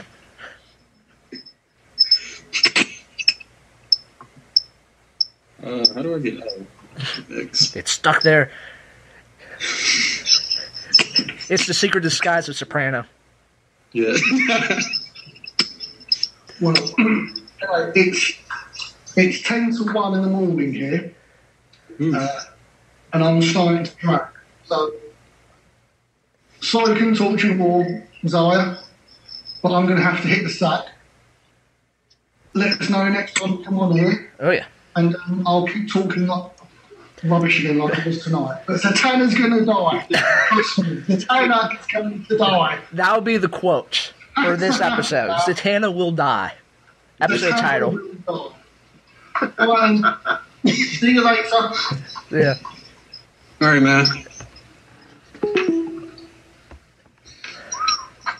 Whew. Wow. What do you guys think of Superman Batman? Say that again? Superman Batman. Superman? No, Superman Wonder Woman. I think Wonder Woman has to be in the forefront of it. Not to have the writers write themselves into a corner. Because I read an interview to where I don't know if the guy was joking or what, the writer was joking, but he said that, oh yeah, we'll have this, that, and this, and a lot of banging. So I had no idea. Yeah, I mean, I wanted another Wonder Woman book, but I'm not a fan of it really being attached to Superman. Yeah. I kind of thought Trinity War would end the relationship. So. Well, they can always steal the scripts from Lois and Clark, old TV show. Just supplant Wonder Woman's name every time it says Lois. Yeah, exactly.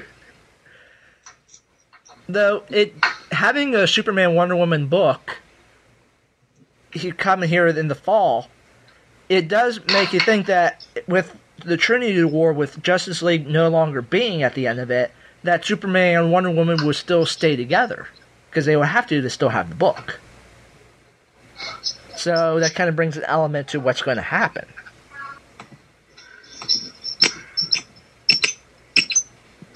Because they wouldn't be putting out the book if they're not going to be together after the Trinity War. Yeah, that makes sense. But I just kind of assume they want to capitalize on the Man of Steel, Clark and Lois. Yeah. Yeah, and kind of go back to that whole thing. Because that did freak everybody out when they started in the New 52. It was like, oh, Lois? Somebody else? John Carroll is lame.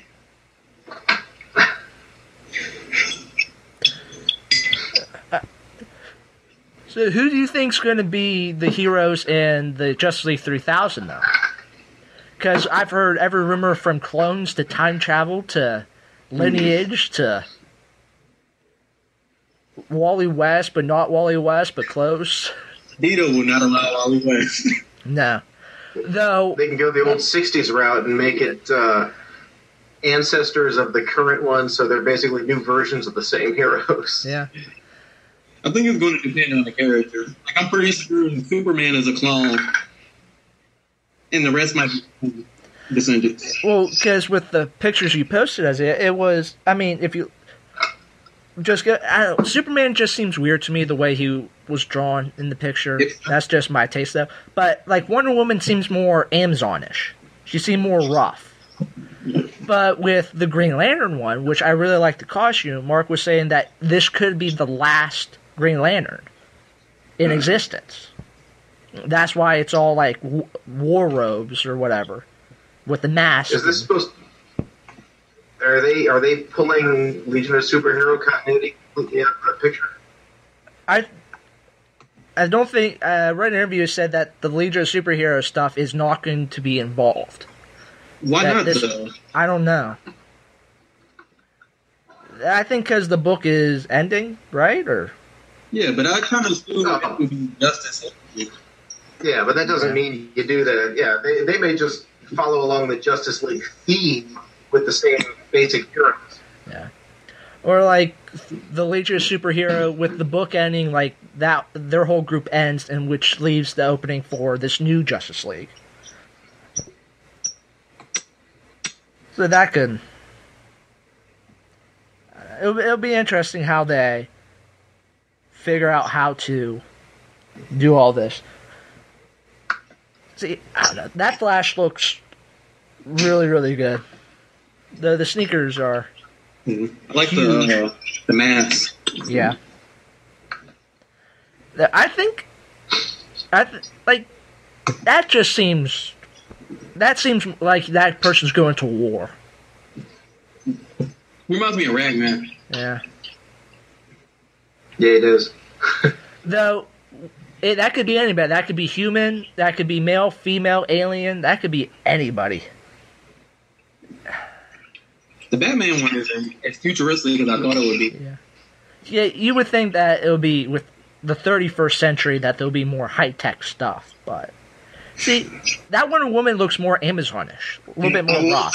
Design. This is what the regular Wonder Woman should look like. Yeah. Well, I mean, costume-wise, probably. Yeah. I could, like, have that costume in a movie or TV show. I can see that. Yeah, that again, looks more like battle attire.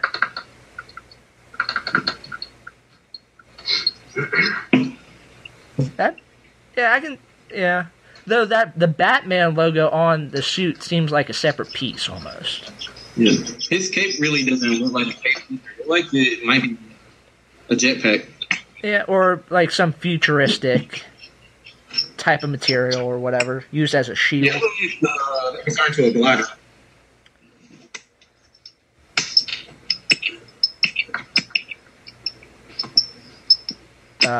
But, yeah.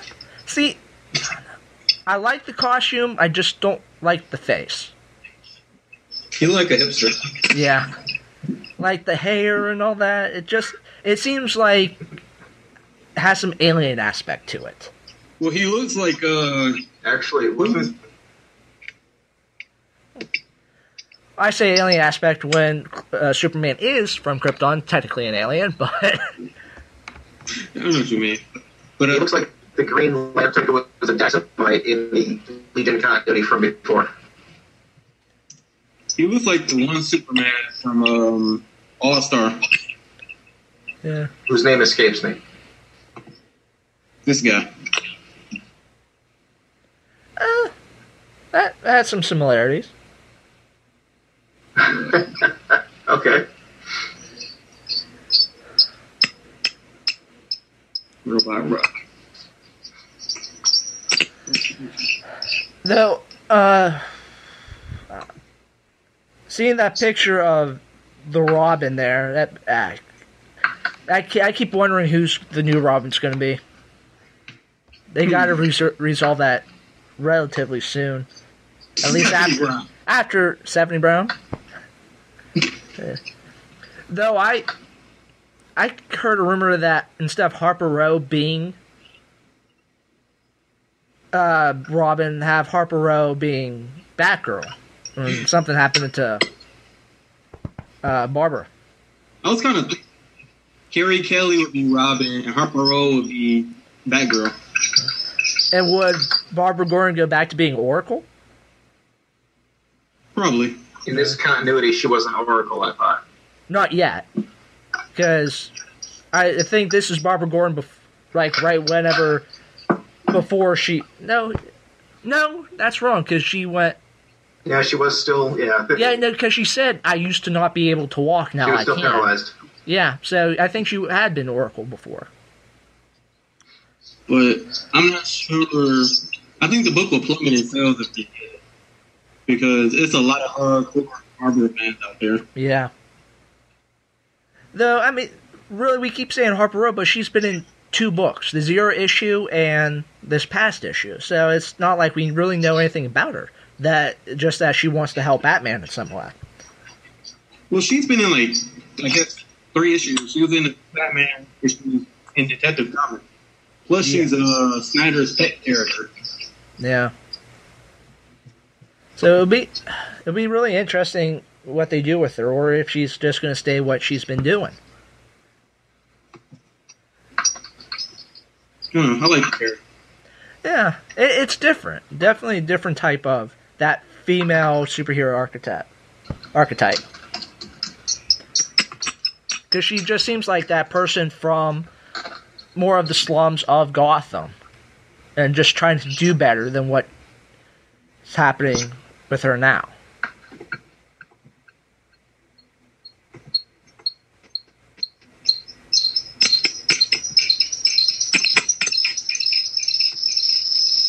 Is it just me getting all those crickets? Nah, I get it too.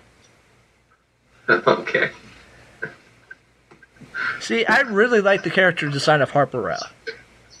I think she really fits as a character, especially in the whole Batman universe. The way she kind of fits in, she reminds me of the old Tim. I miss the old Tim. Yeah. I found out it's in the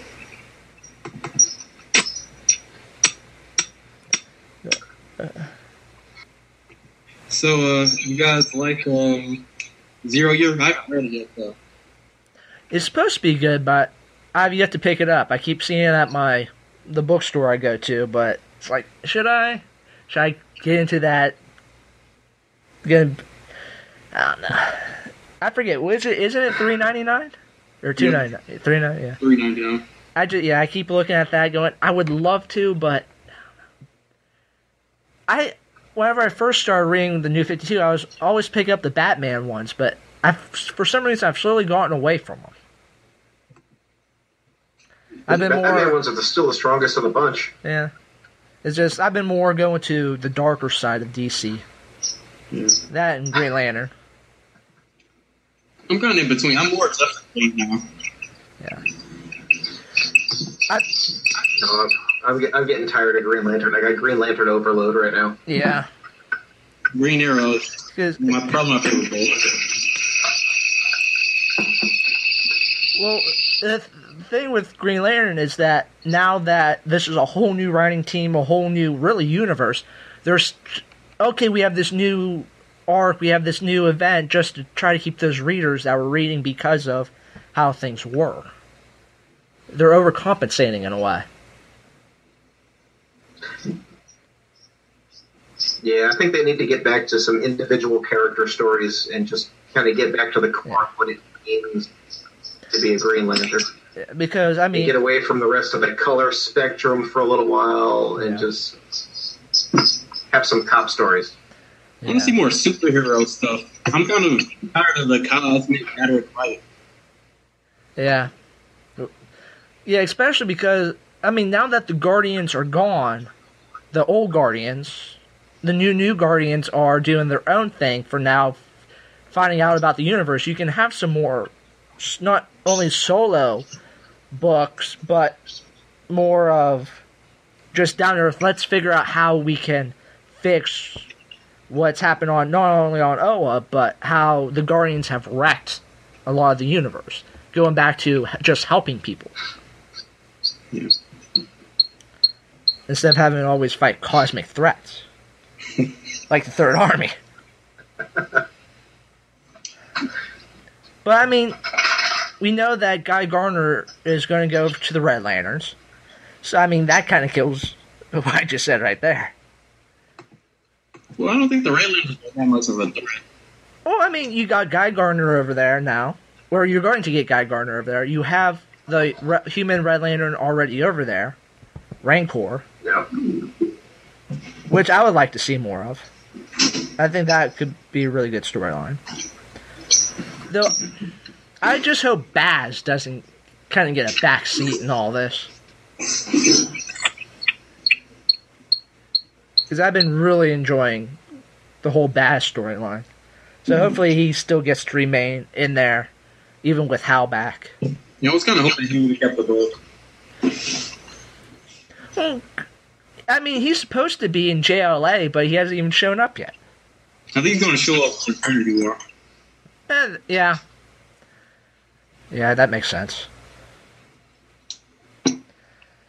Because with Trinity War, things are going to hit the fan. And I love it. The only information we have really from about what's going to happen is from a parrot. From a bird. I'm really hoping the Vampire Cast comes back in Justice League Dark. Yeah. That would be a nice avenue. Right. Because he was already in it. Andrew Bennett. He was already in one episode. One book. Andrew can suck it. Mary shouldn't have died. That really pissed me off. Remember, it's comics. Anybody could come back. Yeah, that's true. If we can have a magical elixir from Amanda Waller, we can bring Mary back. Mary is just the greatest female character of the DC New 52 so far. So it's so freaking awesome. That you ever...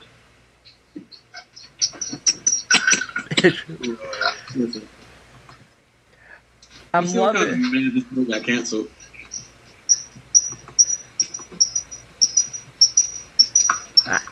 Which one was that? iVampire. Oh, okay. Yeah. Though, maybe... Yeah, I never actually read that one. Yeah. It's really funny. And dark. I mean, with all the... I mean, you have the Justice League Dark with the one rotating guest now. But, I mean, you really could have, like, another Justice League Dark in a way with, like, Mary with Sword and Sorcery and all that. There's enough to have at least a couple of teams. Plus, I think the book has probably the most awesome Constantine so far. Yeah.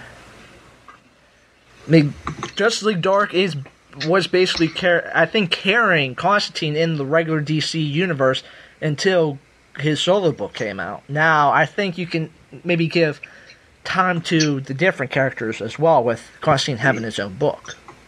Constantine is awesome. He is. The only guy who, really the only guy in the DC universe who is allowed to smoke. Yeah. He uses a lot of his cigarette, the smoke as his magic, which I think is a nice touch.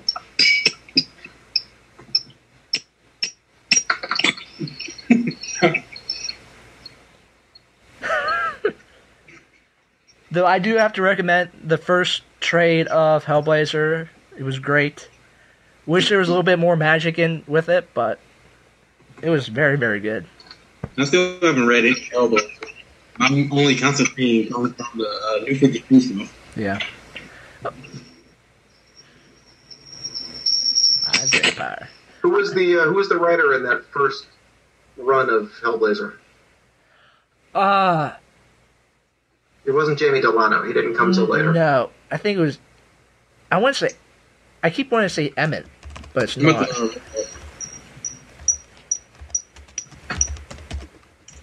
Yeah, get to the Jamie Delano stuff too, because that's really good. Okay, Hellblazer. Because I mean, I know the first with the first writer, it was more of a political book than anything, and then with Delano, it really gets going. Constantine goes badass. Yeah. No, wait. It was Jamie Delano. Yeah, it was Jamie Delano, and then it was Garth Ennis. Then it was Ennis. Garth, okay. And then yeah.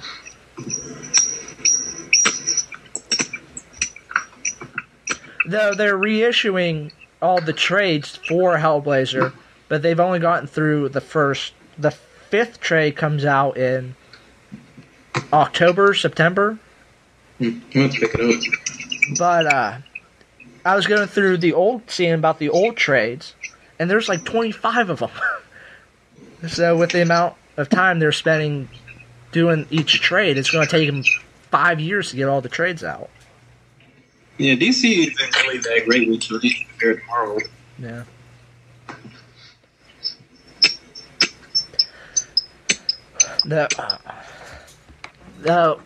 You can definitely tell the differences between Hellblazer John and New DC John.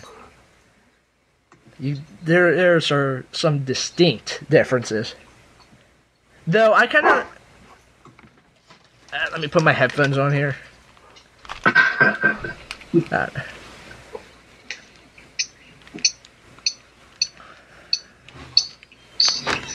Though I do like the look John has in the New 52, though. Isn't it kind of the same? Isn't it his look? Isn't it the same? The trench coat? No, pretty much the same. Yeah, trench coat, cigarette. Yeah. Though I think I just think the drawings are better. Yeah. A little bit, but I'm just having to get used to how it was originally. Yeah, the art style in the current story, in the old Constantine, in the Vertigo universe, was darker, sketchier in a lot of cases. Yeah, it was different, just a different look. Well, I think the regular Constantine book is somewhat dark as far as the drawings go. Yeah, but it needs to find its own niche, because I think whenever in the first issue, whenever they killed off that one character, they were trying to live up to the darkness of Hellblazer. Now they need to find that medium. The Pop of Midnight stuff is really good. Yeah, with him keeping the two Cold Flame guys alive, one being a zombie cut in half. And I just noticed this image of Anna on the screen is actually a poster in her house when Constantine goes to meet her. Yeah, though that might be my favorite picture right there of Zatanna. Claudia here? You see her? No. How do you feel about the Nick Necro character? Say that again? How do you feel about Nick Necro? Nick Necro? Yeah. I thought that has definitely been one of my favorite arcs of the whole DCU. But I'm just wondering, because they definitely left an opening for him to come back.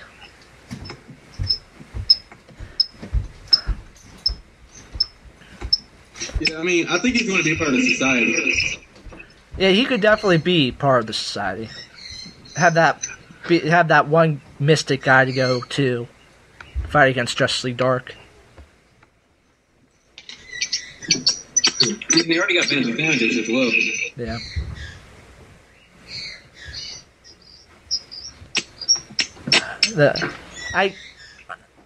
It's just my opinion, but I think Justice League Dark is one of the strongest books in DC right now. Yeah. It's in my top 5.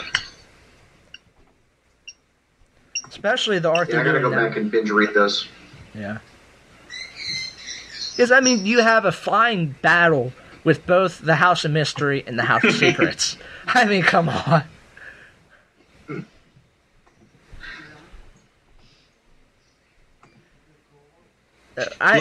Wait.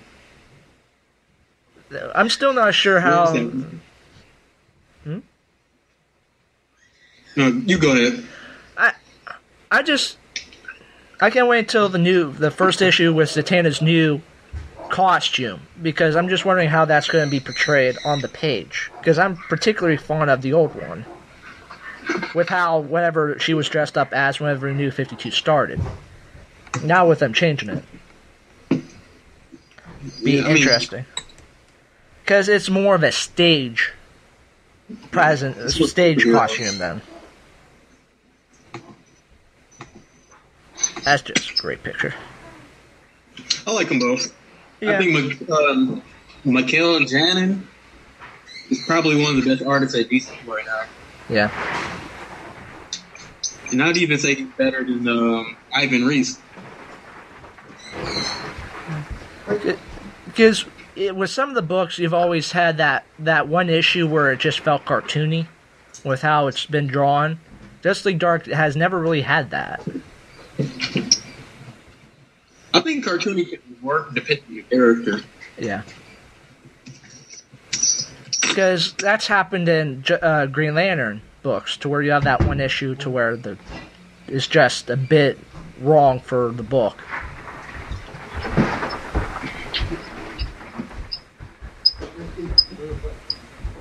Like, I think the Kid Flash, which was DCU presents, is cartoony, but it works. It reminds me of the current Spider-Man art.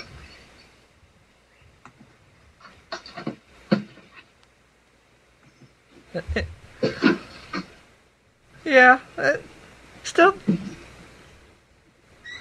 that works, but yeah. But the thing is that you bring up Kid Flash. that style is probably consistent through all the issues now. It's not just that one random issue.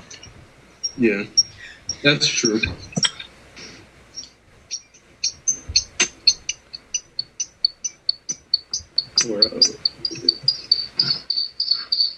Kevin Nolan inspired.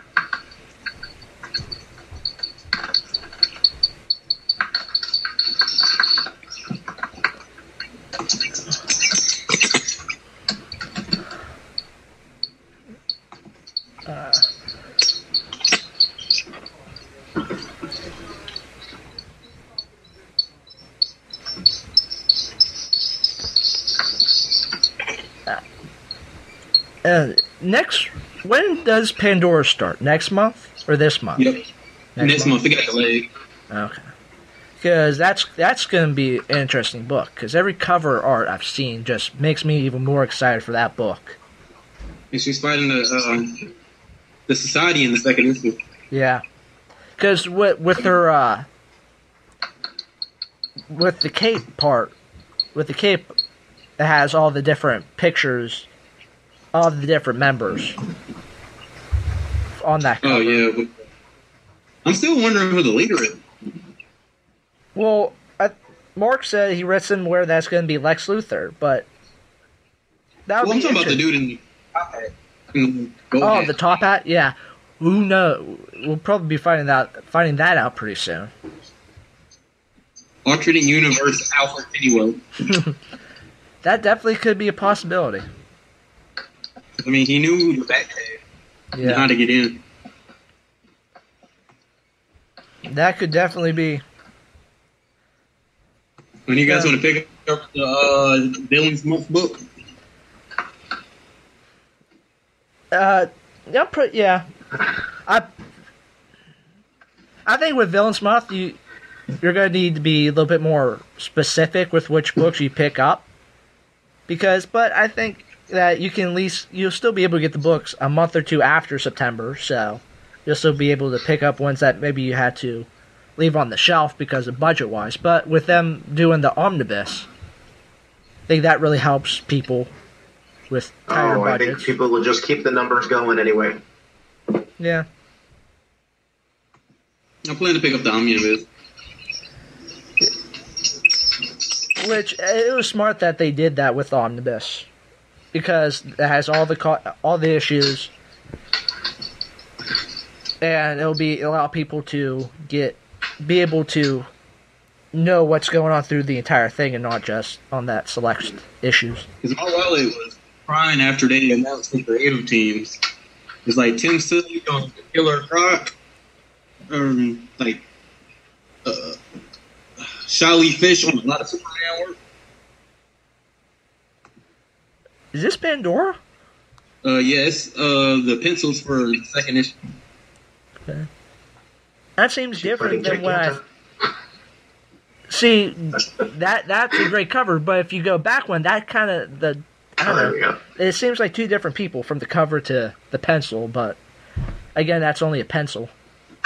Yeah, and these are the guys. They're from Shazam, the Seven Deadly Sins. Yeah. Which I like that touch because of all Pandora box and all that. I like her arsenal too. Yeah, that's a good pencil.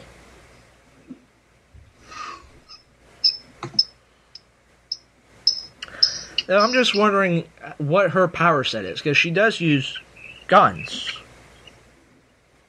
Well, So- we know.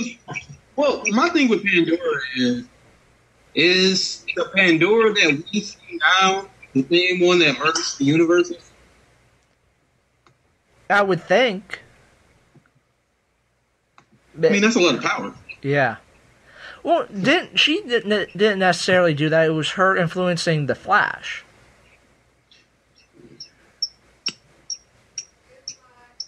Because the Flash was really the one who brought all the different universes together for the New 52.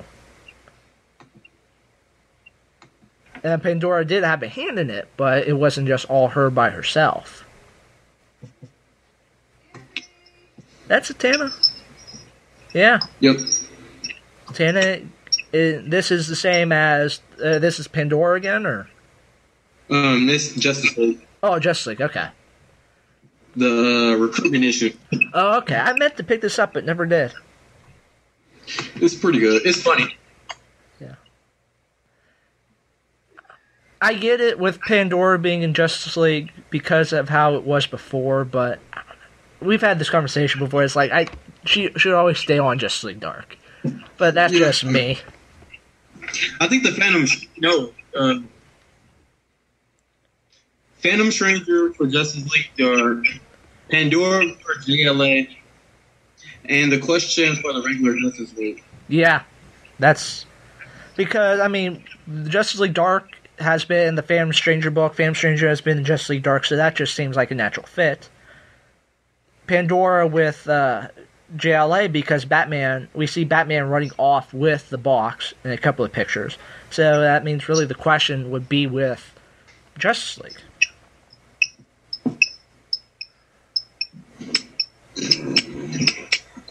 You think we're going to get a new Justice League roster after Trinity War? Yeah, wouldn't you have to? Yeah, I think you'll still have the core members, but there will at least be some different parts in the lineup. Because you would, with something as big as the Trinity War, there will have to be changes. There have to be repercussions of what happened. That's true. I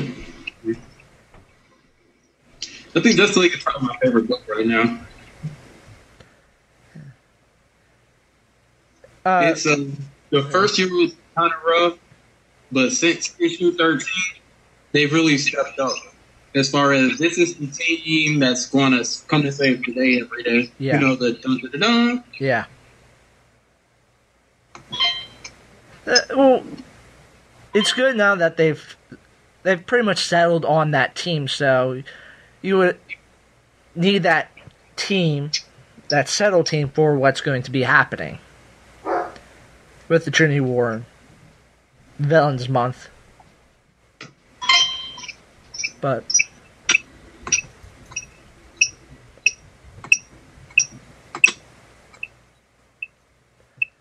I mean, yeah. We know that JLA has been keeping tabs on Justice League. yeah, with the spy. Batman. I'm just wondering how many just weird groupings are going to be, because we know that they're going to have Lex and Constantine. You're going to have in the cover of Phantom Stranger 11, you're going to have Phantom Stranger, Batman, Katana, and Dead Man going into the afterlife. Yeah. So, I mean, there's going to be all kinds of groupings and alliances, short as they may be. I can't wait. Next week is going to be big. Yeah. Three new Justice League books all out in 1 week. I'm giddy. It's definitely that setup to next month.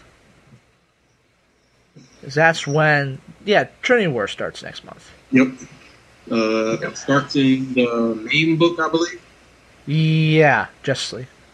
Because that's how everything starts off with that murder.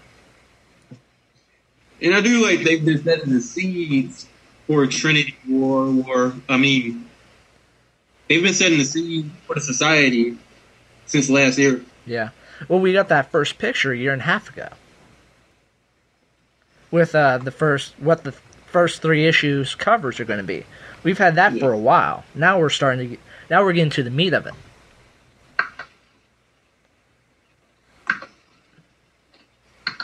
I really don't like the premise of Superman Wonder Woman, but by God, Tony Daniels draws a great Wonder Woman. Yeah. I think it could be a good book as long as they just don't write themselves into a corner. Charles Soule is a pretty good writer. I've liked his take on Swamp Thing so far, so I have high hopes. As long as they don't write themselves into a corner, I think they'll be good. That's going to be the big question of, like, who's going to be the villain? Are they going to be a Superman villain and a Wonder Woman villain going to be teaming up? Well, I think it's just going to be like how Superman Batman is, where it's just like random stories every month. Yeah.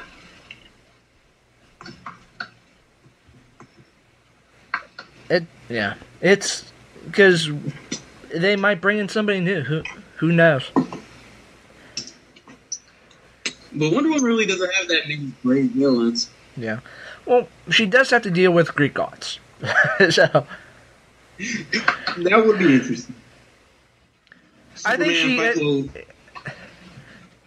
Because isn't Zeus supposed to be... In the New 52, Zeus is supposed to be her dad, right? Yeah. Yeah, so it's like, hey, Dad, here's my boyfriend. Well, Zeus right now is MIA, which is why we have the power struggle for Olympus. Yeah. I've been meaning to pick up Wonder Woman books, but it's a great book. Yeah. I mean, it's not a pure superhero book, and Azzarello pretty much ignores everything that everyone else is doing, but he was able to build from a core supporting cast for Wonder Woman, and it's just really great. Well, I'm really interested in how they incorporate the mythology, stuff like that. It's they kind of think it up, kind of like Game of Thrones, where it's political without all the houses, and no one really trusts each other.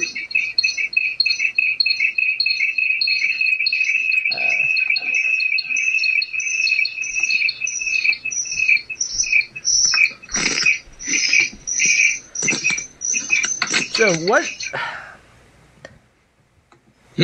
Have anybody been reading Red Hood, The Outlaws? I've looked through a couple of the issues, a couple of the newer issues. Yeah, I read the first couple, and that was it. Yeah. Okay. I haven't read the next one yet. Yeah, that's been one of the books I've been following all the way, and this last issue, they're really starting to set up some interesting things with Jason Todd being going to be the head of the League of Assassins, even though he has no memories. That's going to be fun. I really like the 3 characters, though, the way they interact. And I'm not the biggest fan of the Mind Wipe, but it does bring interest in the story. I mean, we've had this Jason for the longest time, who's been running around with all this guilt of, I've died, I came back, and now I'm a mass murderer. Yeah. He finally got that good in with that. And that ended up going south very fast. So now we're seeing this Jason without any of his old memories and the man that he becomes without them all. Yeah.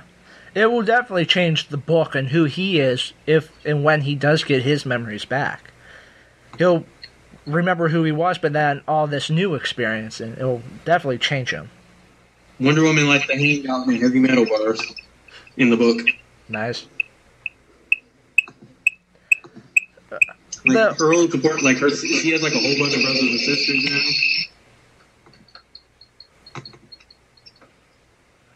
Let's see.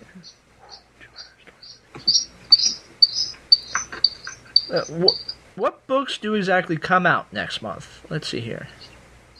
Or not next month, next week. Next month? No, next week. Oh. Let's see here. You got Adventures of Superman, All-Star Western, Aquaman, Arrow, Batman, Superman #1. So that should be interesting. I like Jay Lee's art. Yeah. Dark Knight, Batman, Dark Knight, Catwoman. You have Justice League Dark, Justice League America, Justice League. So those will probably be my 3 issues of next week. Yeah, I think I'm gonna pick those up and maybe Aquaman. Yeah, you have Red Hood, Superman.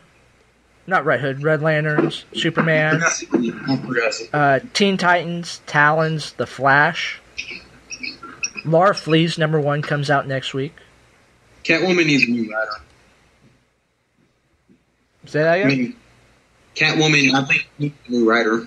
Yeah. Oh, yeah. I don't want to hate on Anne Dustin because I like her Arrow stuff, but I don't think she's a good fit for the character. A lot of the... I've read only 2 issues, and it just seems a lot just sporadic. A lot of things are sporadic writing-wise. How... she's fighting a demon, basically. Catwoman's a jewel thief. Yeah, that's kind of my whole thing where she's like in the supernatural aspects, and I'm like, just do Bro Baker's run again. I want to see her getting in and out, fighting in the street war, and pulling off incredible heists. Yeah, because I mean they touched on her being a jewel thief whenever she stole the Penguin's mom's jewelry, but then it's all over the place. And I'm wondering how they're going to get into the story the train of Catwoman is dead. Yeah. I'm thinking with Deadman and all that, them going to the afterlife, or Constantine making a deal with Lax about Zatanna, about bringing her back. Either Catwoman's soul is oh, look, here's Catwoman's soul, let's bring it back. Or are they going to do the Deus Ex Machina way and use Amanda Waller's Lazarus Pit on the go juice? Or Catwoman is there. I kind of assume that she's on the cover of Forever Evil, right? Say that again? Isn't Catwoman on the cover of Forever Evil? I don't know. Because, I mean, the way they drew that whole scene with her dying, it was pretty definitive. There was no room for interpretation. Yeah, bullets to the head. I mean, and they've been playing up the fact that there's actually Catwoman's running around. I thought there was only one. Didn't Steve ever say somebody stole her identity? I don't know about that. It was one of those things where she, in the Zero issue, where she changed her origin to be more like the one from Batman Returns. Okay. I mean, there's only one Selena Kyle in my book, so. You don't like Halle Berry? No. In my mind, that movie does not exist. The makeup that makes you indestructible? The only... How you become Catwoman is just to have cats lick you. Lick you. Apparently, that's how you become one of the greatest thieves in all the world. Hey, it worked for Spider-Man. True. But at least they were radioactive. Did you ever watch a Nostalgia Critic making fun of that movie? No. I'll say look at her. It's pretty funny. Like, you point out how a lot of people in movies are stupid. It's like she uses her same city to steal the jewel And she uses that same signature to get her cop boyfriend, and it's like... That movie is awful. I don't know what's worse, that movie or Superman Returns. With the bullet to the eye. Hold on, look what I just bought. If I can pull it up. Oops, wrong thing.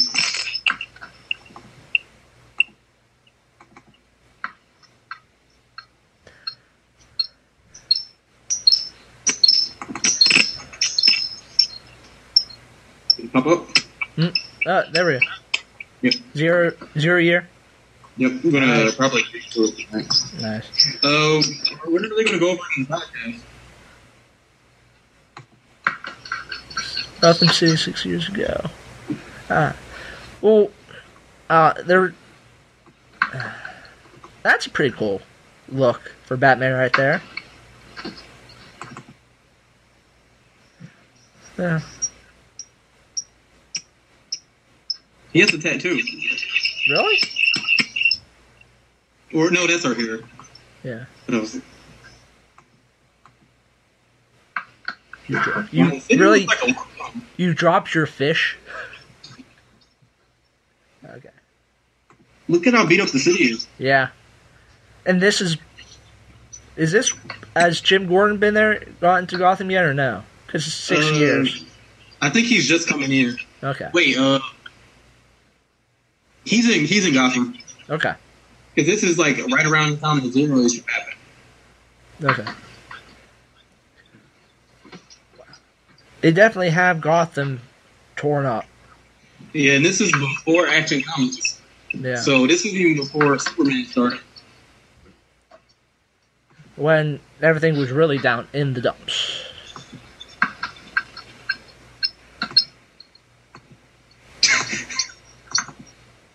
Wow. It's going to be interesting how they spin this off into all the other comics. With New Guardians, Green Arrow. I understand other Batman books want to tell stories about, but it really doesn't make sense for Green Arrow or Green Lantern to do it. Yeah. Because, I mean, based on what we know of the universe, superheroes didn't start into Action Comics, which was like 5 years ago. Yeah.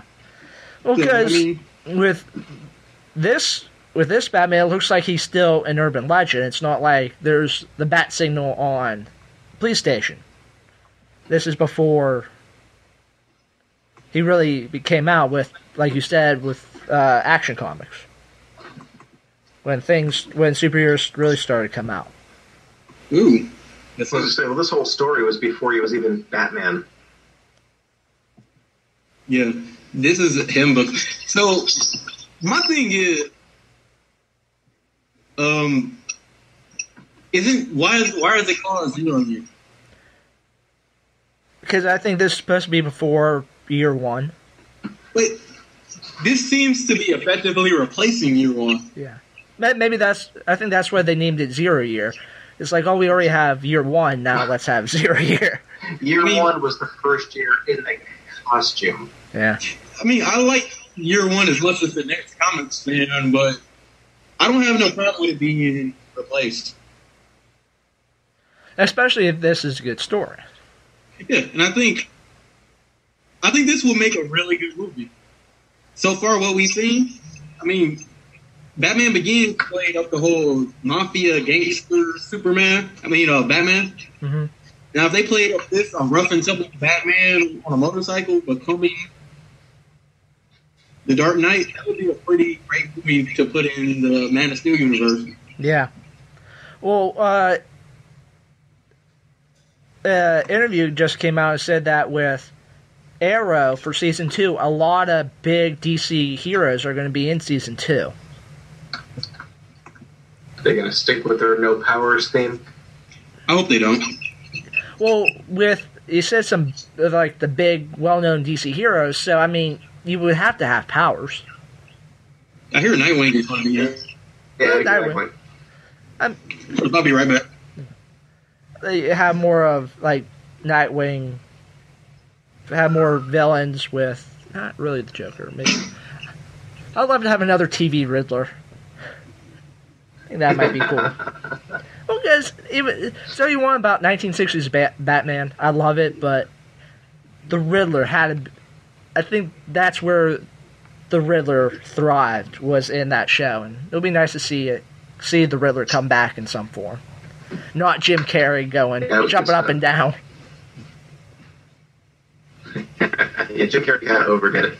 Yeah, definitely 1960s Batman's Riddler was the best, but we haven't really had a lot of different Riddlers to judge.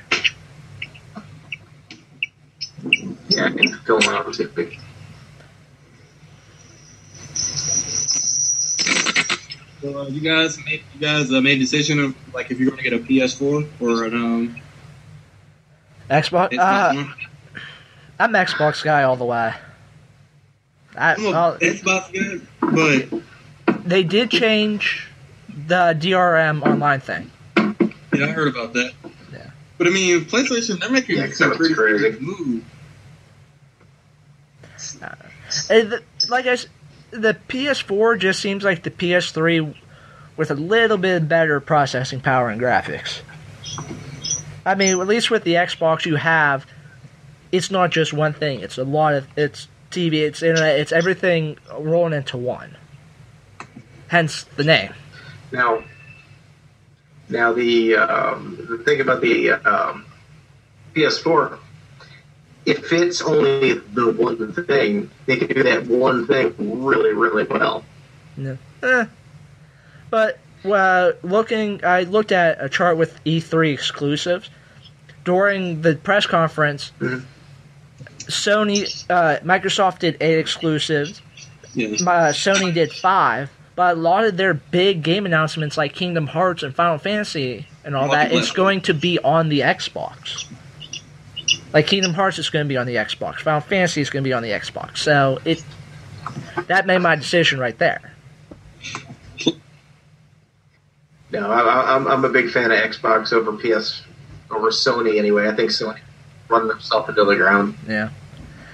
Well, I guess they're having major issues with their new cloud saving thing now. So they've been having problems on and off. You haven't even really heard of Sony outside of the PlayStation thing.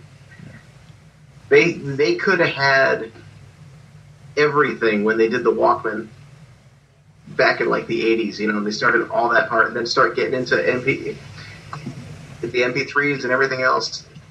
But they screwed it all up with all their DRM and everything else. They could have trounced Apple or kept Apple way away from doing anything with the iPod. Yeah. Sony is a company that made shockingly bad decisions at points. It's like the PlayStation Vita. I really want a PlayStation Vita, but it doesn't take SD cards. You have to buy their expensive cards. Yeah, the Vita, I think, is really effectively dead. The Nintendo DS and 3DS definitely won that round. But I have one. Nintendo has kind of dominated that whole gaming area for decades. I think I'll still end up using Vita, though, because I really want to play Final Fantasy. Yeah. Well, they're making the HD stuff for consoles. I think it's going to be 10 and 10-2. It's going to be the first HD games coming back out. And if those do well, they're going to do more. So hopefully Final Fantasy 7 and 8, which I consider the best. I'd say 10 is probably my favorite. 10? Yeah. That was it. No. But nothing beats Chrono Trigger. How do I... All right, guys, I got to pack up. Okay. So I'll catch y'all later on.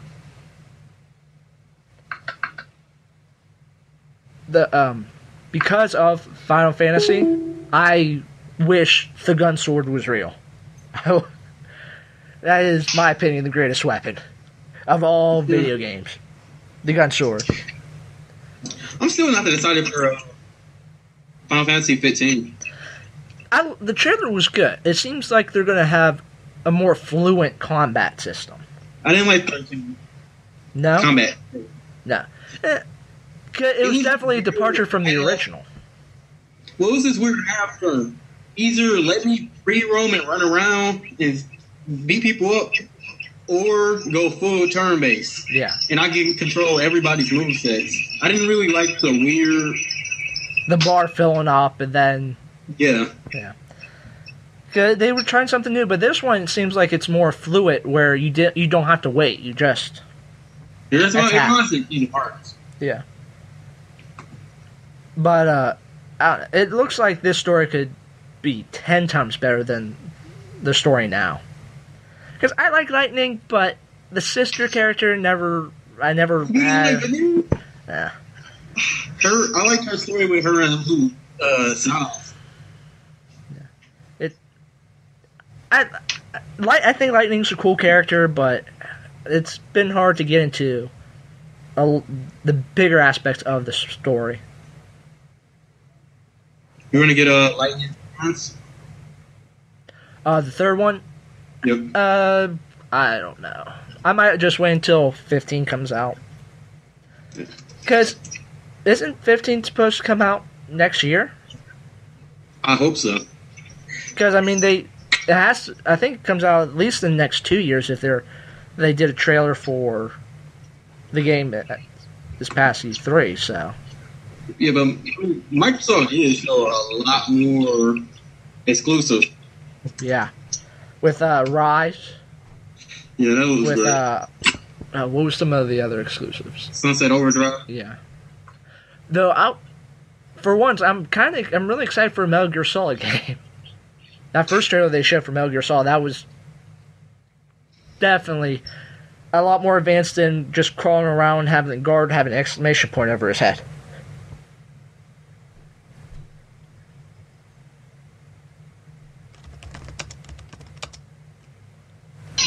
What? You there? Yeah, this will be my first Metal Gear game. This will be my first Metal Gear game. Oh. I played Metal Gear Solid a long time ago. But again, it was that just you crawling around under a giant crate, just sneaking around, hoping that the guard doesn't catch you. But now it seems like it's an open world game, basically. Yeah. That was nice with Steak being on that side of the horse, hide himself that way, and it is just the whole overall, the music, the characters look like uber realistic. Yeah.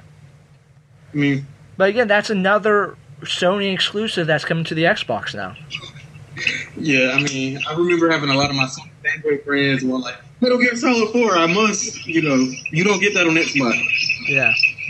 I mean, I'm not decided yet because, I mean, PlayStation Plus is a pretty good value. A free game every month. But with but Xbox is basically doing the same thing with the Gold memberships. Yeah. But keep hearing like this cloud savings been iffy, the PS Plus thing's been iffy. I don't know. Yeah, I mean, I use cloud saving on my Xbox, and it's really good.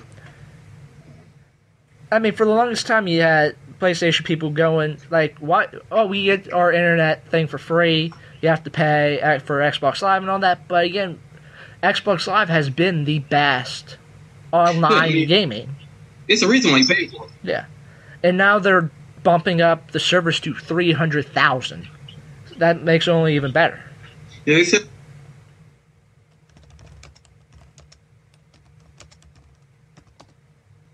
Okay, there we go. Yeah, yep. Every game gets a dedicated server. I'm really looking forward to this. It's going to be really interesting whenever the consoles do finally come out and you can play for yourself and decide. Yeah, that's true. I'm just so used to using the Xbox controller. Yes, even though they... Rooster Teeth, the people who do Red vs. Blue and all that, when they're podcast, I guess the people who went over to E3 for them got to handle the improved 360 controller. I guess it's supposed to be even better than the 360 controller now, which is pretty perfect. Yeah, this is what everything's doing. I mean, The only other one that compares is probably the game. I'm looking forward to the Arkham Origins. Yeah, that's gonna be good. I still need to finish City though. Yeah. Though, isn't this supposed to be the final of the trilogy or no? This is supposed to be before the first two games. It's a prequel. Okay. It's like a Batman Year 2. Okay. It's like a black man is tired of this new costume vigilante, so he pays 12 of the world's greatest assassins to come out for one night to attempt to kill Batman. That'd be interesting.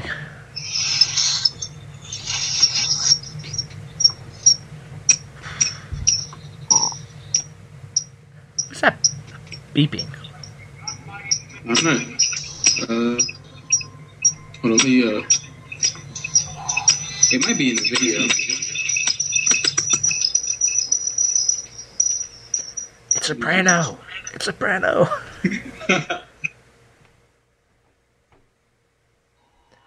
Though, if the last Google Hangout was soprano, this one is Superman kicks a puppy.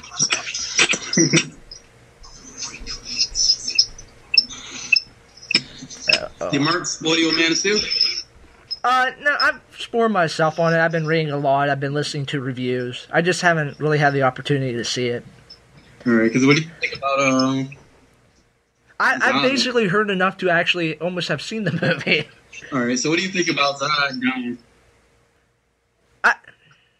I get, it's like with Zod, he was, with the whole cloning thing, he was there supposed to protect Krypton. He, in a way, whenever he tried to overthrow Krypton, he was, again, trying to protect it. But, I mean, at the end, I get, like, Superman doesn't kill people, but it was justified in this case. It's like he's not going to stop until somebody stops him, and that's why Superman makes that decision.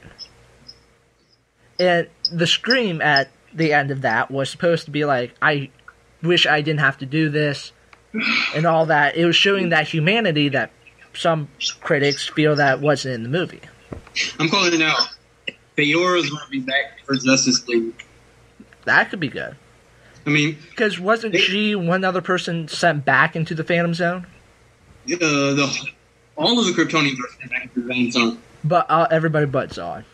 Yeah, and it brings it back to similar to how Avengers, where Loki came back after Thor. Yeah. I'm assuming that Theora's going to come back because, I mean, she stole the show. She was probably my favorite character. And it definitely brings up who. So it's like we all assume that because of what we've been hearing and how well Man of Steel did, that there will be a Justice League movie.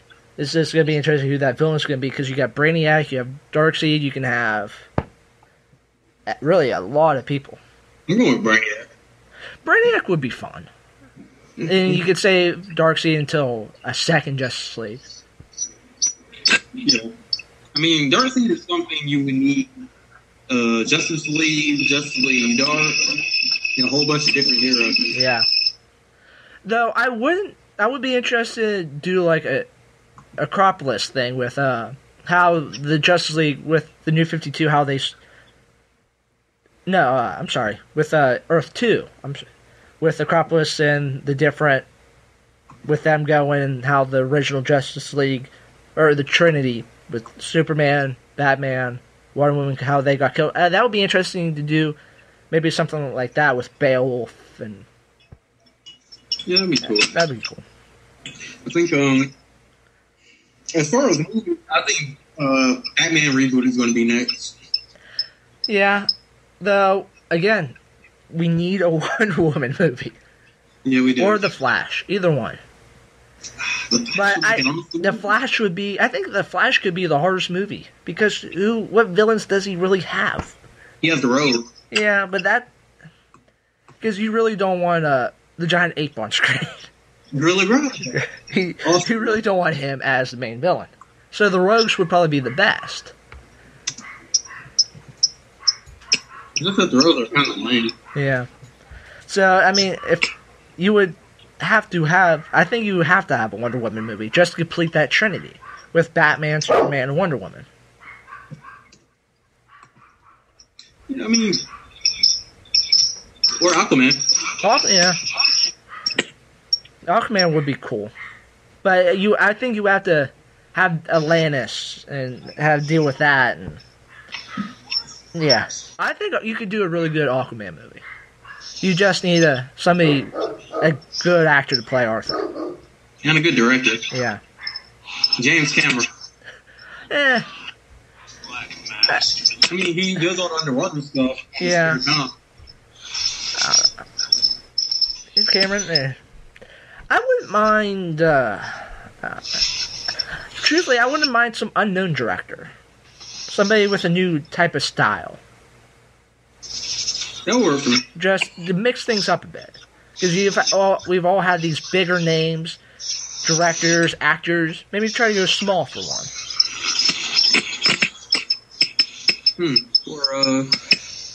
Yeah, like what they do on Doctor Who, or like James Bond, where they don't get that big actor. They get that smaller name who actually ends up being really good. I like the new Joker for Arkham Origins. The new Joker, you said? Yeah, like he has the younger Joker for Arkham Origins. Yeah. Okay. Like, do you see the YouTube video? Mm-hmm. Do you see the YouTube video? To video? No. How,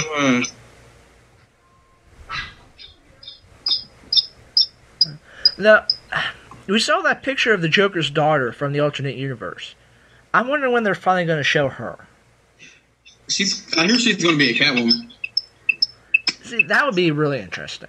Because you know how they had... did you read Detective Comics before Layman got on? Yeah. What story are you referring to? It was the one when he had the coat of the Joker. The what? It was like the coat of the Joker. The coat of the Joker? Yeah, I'm about to... like, Batman was going through the streets, and it was like a whole bunch of people dressed up like the Joker with signs. Oh, yeah. Okay, yeah. Yeah, they said that she's going to be leading those guys. Okay. Now, I wonder if... Is she going to be a part with, like, Power Girl Huntress with World's Finest, or is it going to be something completely different? I think she might just be taking advantage of Forever Evil. Yeah. That's a definite possibility. I'm really interested. I can't wait. The Villains Month. Yeah. I mean... Well, everything kicks off next month. Yeah. With Pandora, with Trinity War, that leads straight up to Villains Month, to where it's... Ever since... Yeah, Mark has gotten me really reinvigorated for who's going to die, who's going to do what. With 50 million people supposedly dying, with Forever Evil, it's going to be great. I mean, Marvel's doing Infinity starting next month, I think. Is that why they canceled Age of Ultron? Nah, Age of Ultron was just... I hate it wasting my time. The ending was such a cop-out. I mean, the way they put it was Age of Ultron originally was going to be a big crossover. Yeah. But it got put on the back burner for Avengers vs. X-Men. Okay. So now they just tried to get it out the way before Infinity. Yeah. Marvel should not do Avengers vs. X-Men for 20 years. They need to get away from that stuff. They need to get some more solo characters. See, the reason I like DC more than Marvel is twofold. I tried to pick up a couple of X-Men books recently. Couldn't get into the story. Well, X-Men is a continuity in every comic. I mean, but with DC, you have a lot of solo books. You can get really invested into these characters, find out why they became who they are, who's their enemies, their likes, dislikes, but you can't do that with Marvel. I think Marvel's been working on it. Like, if you look at their books now, it's kind of divided. You have a ton of Adventure books, you have a ton of X-Men books, You got the Avengers and X-Men book, Uncanny Avengers, and then you have they've expanded the Spider-Man family, where it's like back family levels. Like it's a ton of Spider-Man related books, and then you have the cosmic stuff. Yeah.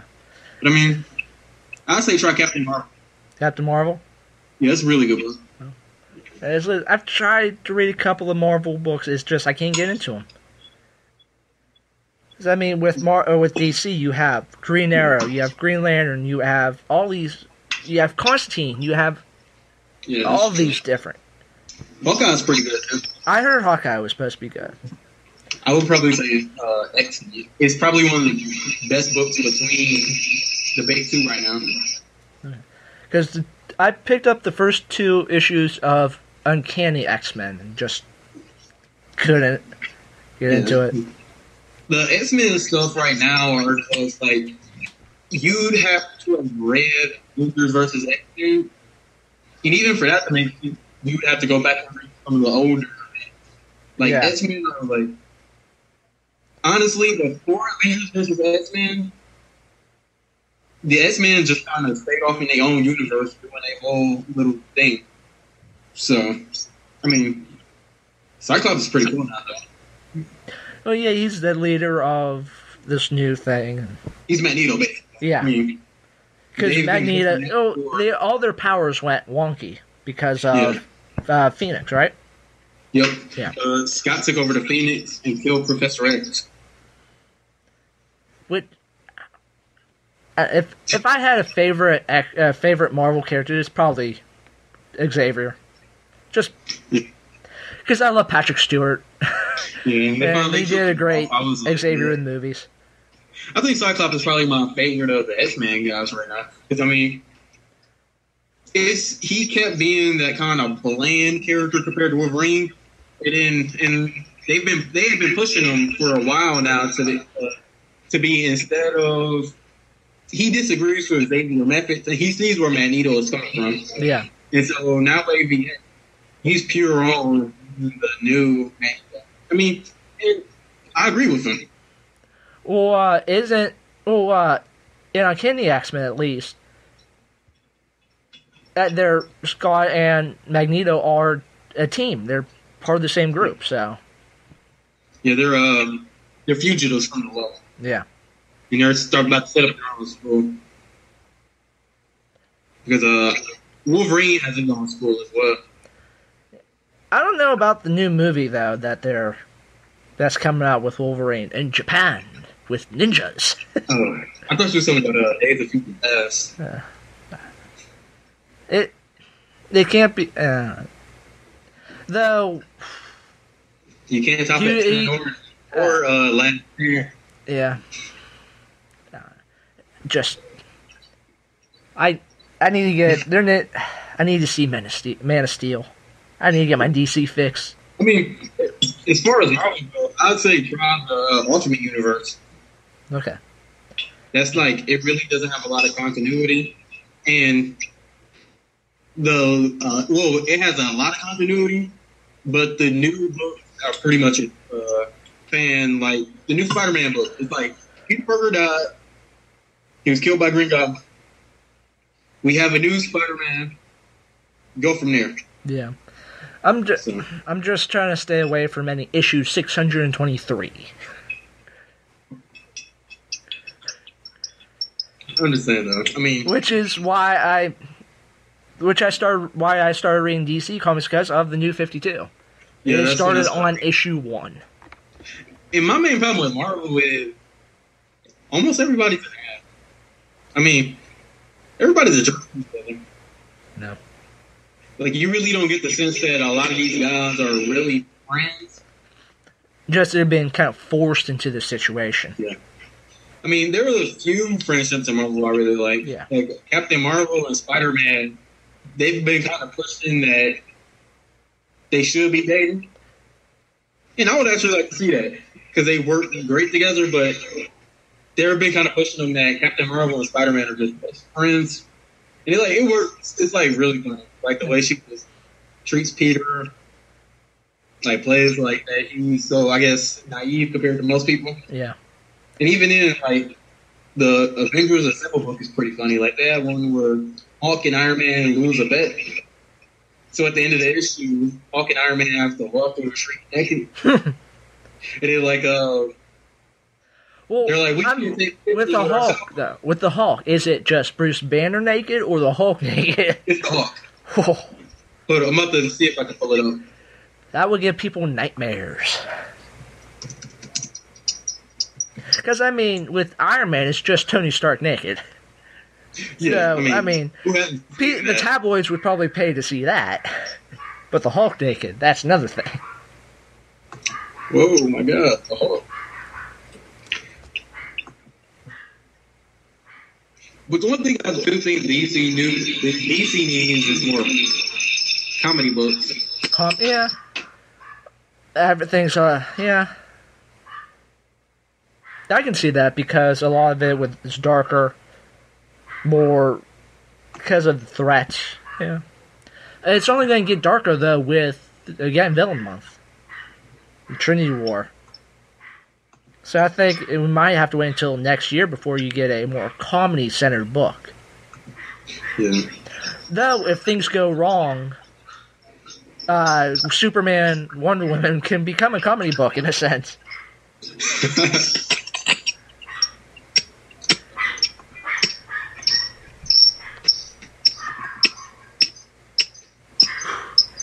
Can you see my screen? Yeah. That makes it Hulk kind of shy, Tony Stark saying, "Behold."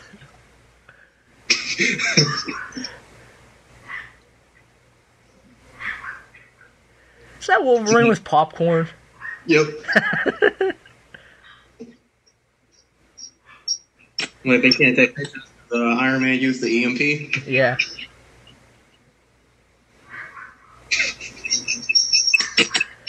I don't know. Wolverine with the popcorn makes it. It is. Naked Justice.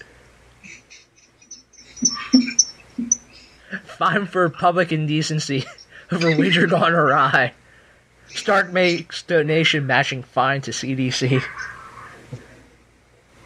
I love how they blur the Hulk.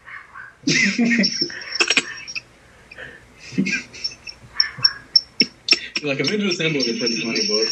Regular Avengers book is kind of super serious now. Yeah. Mm-hmm. For like a comedy book type thing, I think even though Justice League Dark is really serious now, they do have that elements of comedy with people not trusting Constantine, with the Flash now in it, with who's part of your team? It's Madam. Oh, I know her. I really did like the Flash coming in and like getting Constantine's name wrong. Yeah, leading up to whenever he first was introduced as that guest character, I was like, it's the Flash. He's Justice League. He should not be there. But the way he's been involved, it does work. So, I think the Flash out of all of Justice League would probably be the most accepting of JLD. Yeah, yeah. Because Batman, no. Superman, no. Yeah, the Flash would be the most accepted in Justice League Dark. Though, the whole Dr. Destiny thing is intriguing because they're heavily implying that he's Xanadu's son, which would be interesting. Though Deadman hitting on Xanadu was a bit creepy. Because it's like... I think they're going to push that romance. Say that again? I think they're going to push that romance. Yeah, because there's one issue with them, like, almost look like they're going to kiss or whatever. Because whenever they were in the other world, Xanadu got, because of basically the powers were reversed, Xanadu got really, really old. It was implied that whenever she came back, she got younger than what she was. Which is interesting. Because it might be immortal. Maybe, or it might just because there's a new drawer or whatever. Because she does seem younger than what she was before. Yeah, I want to see Etrigan, Justice League Dark. Who? Etrigan. Yeah. Though I did read The Phantom Stranger whenever he's in hell. And Estrogen just talking riddles was perfect. Though it ends up being the voice. So, I really like the Demon Knights. Yeah. Though I wouldn't be surprised if he gets into Justice League Dark. There could be so many characters in Justice League Dark. So many. It's the beauty of the book. Yeah. But no, we have this rotating guest with who knows it's going to be. Batman. Yeah. Batwoman would be interesting, to say the least. I mean, she's already kind of a supernatural fighting hero. Yeah. Though, it just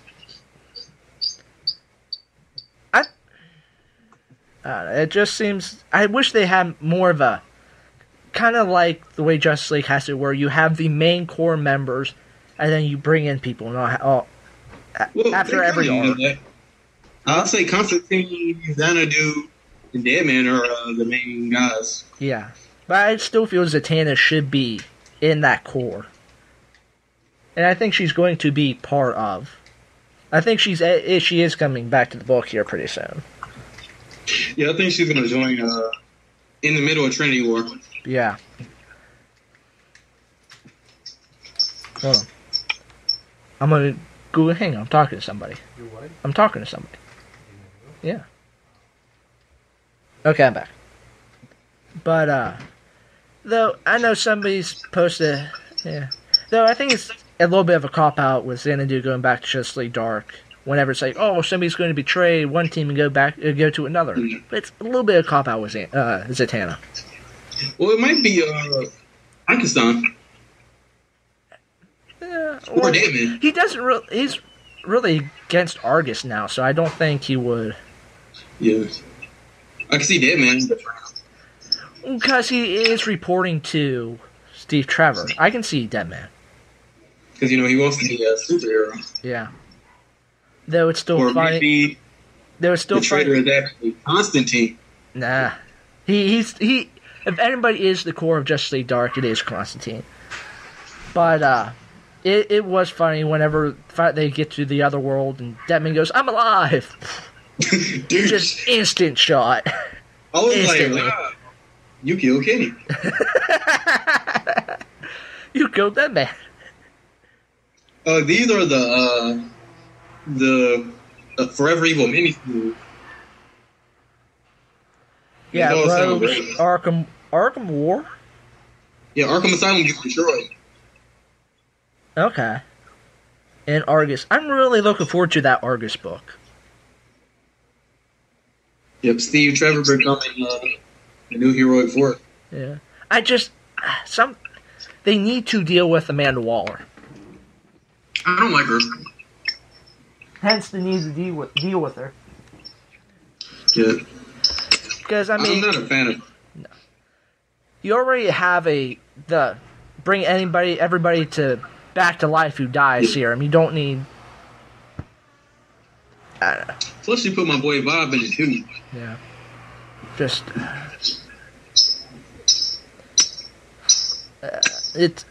I mean, we called it an Argus book a while back on the forum, but it's like, we need to not have Amanda Waller. I think Amanda Waller should only be over Suicide Squad. Yeah.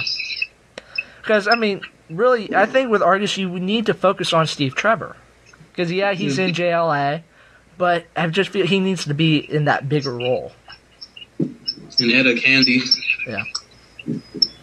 I mean, you read the latest issue of Bob? The what? Vibe? No. Yeah.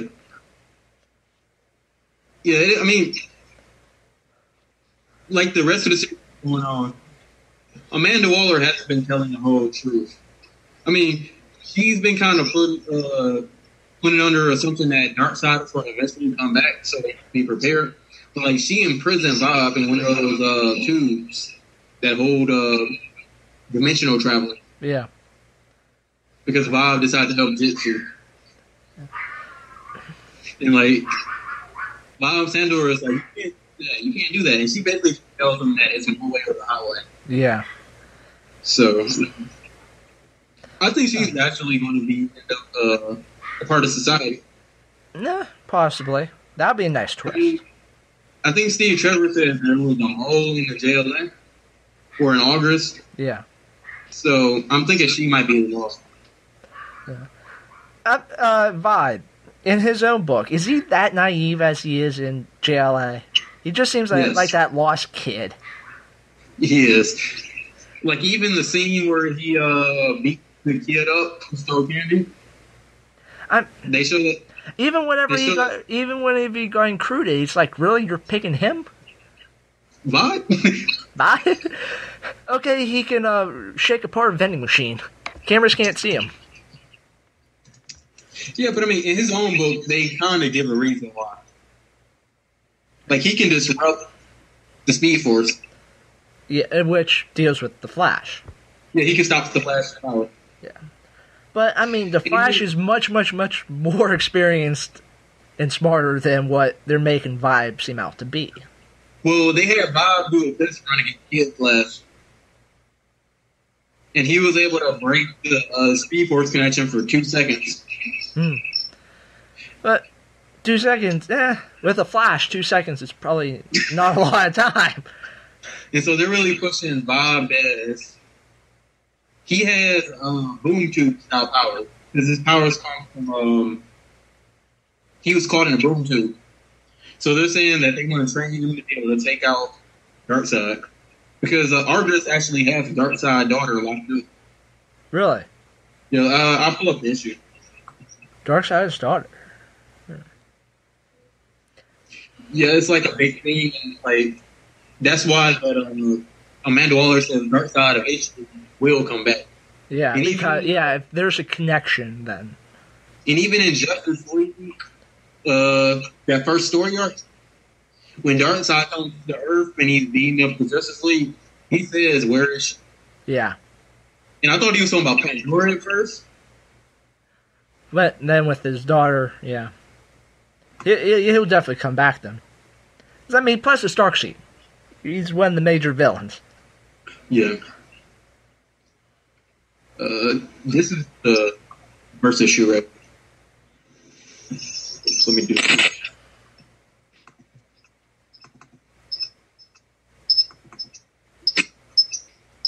Likely it's 0. Yeah, his origin story was when Darkseid first invaded the Earth. What? Say that again? When Darkseid first invaded the Earth, yeah, his brother was the first person killed. Okay. And he was like caught up in a boom tube. But then that's how he got his powers. Yeah. So you see like Darkseid and Pandora. Yeah.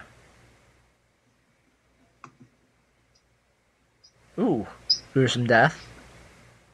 There's Pandora there. I like this rendition of Justice League. Yeah. And so you get him present day. Yeah. At his store. And Asian Gun. And tells him he can get revenge. Yeah. You can train him to be a part of the JLA. Okay. So it's that whole revenge against Darkseid, yeah. No, it's good origin. It's decent. I'm actually surprised they're not going to push up the romance between Vibe and Stargirl.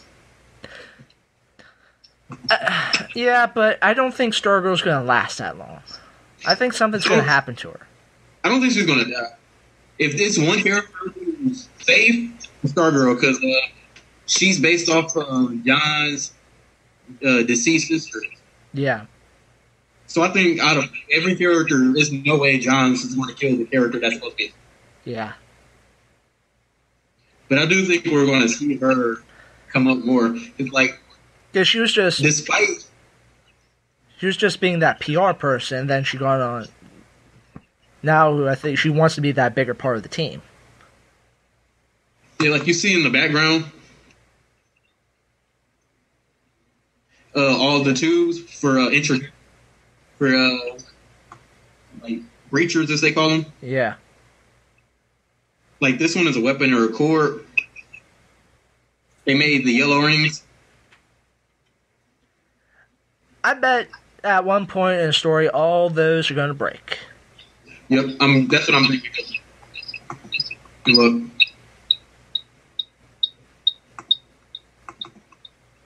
What is that, Gypsy?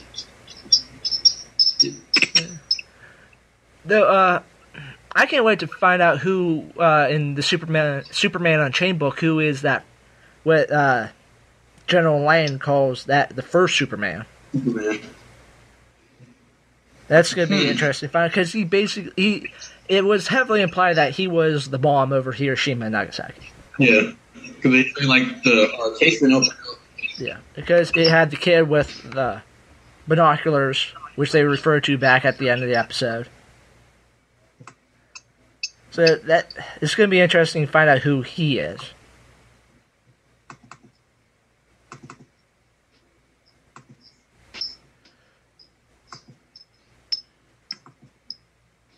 You know, Bob, he really can't fly or do anything. No. No, I bet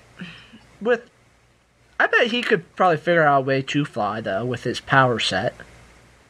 I mean, with vibrations disturbing the air. Like, they even admit he's not ready to fly. Yeah.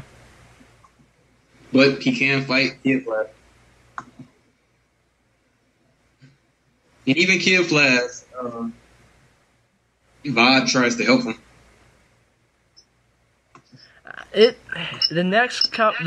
For really the rest of the year, it seems like it's going to be really, really interesting with what they're doing. With all books. I mean, I'm really looking forward to the fallout from this though, because we keep getting this whole thing that the Justice League is there and the villains are in charge. Yeah. I really want to see what they mean by it. Does that mean, like... Because even though Batman is no longer in Gotham, what about Nightwing and the rest of the Bat family? Yeah. Are we going to see Lex Luthor in the White House? Sitting in the Oval Office? I can see that.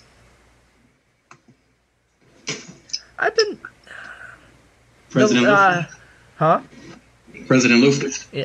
Well, he was... was it just in the TV show, or was it in the comics where he does become president?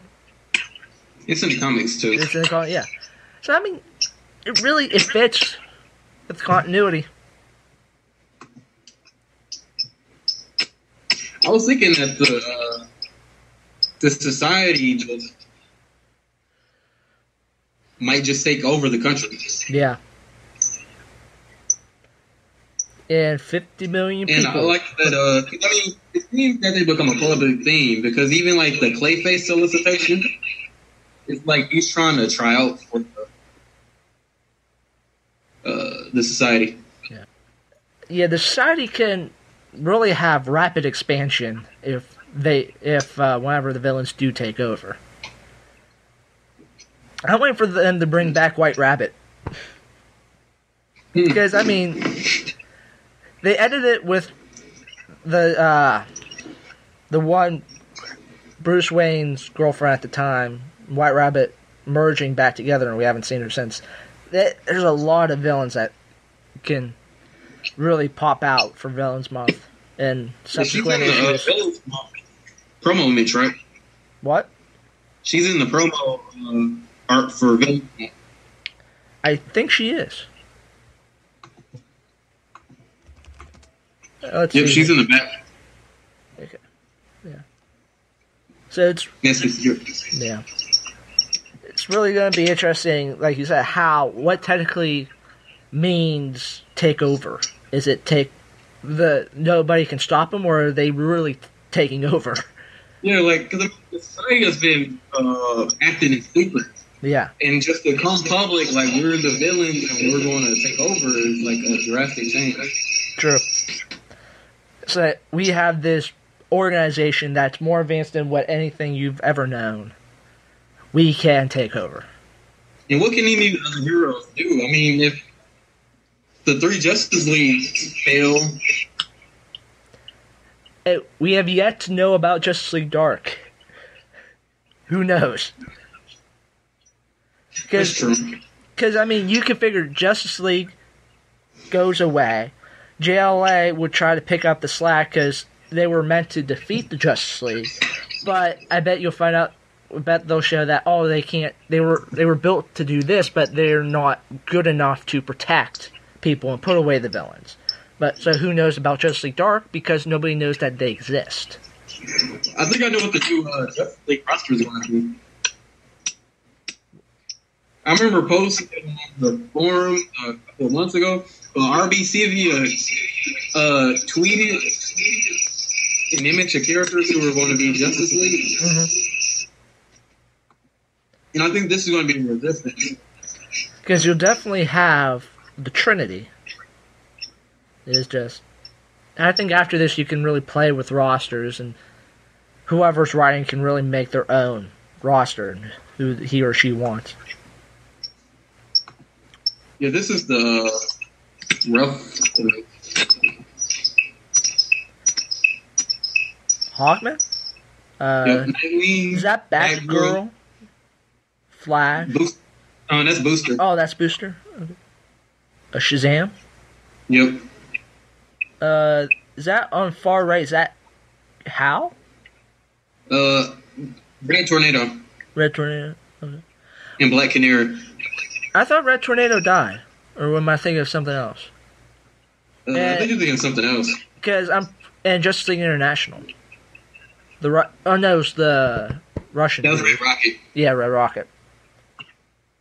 Yeah, Red Tornado, he's been mentioned as an AI project, but they haven't really brought him in.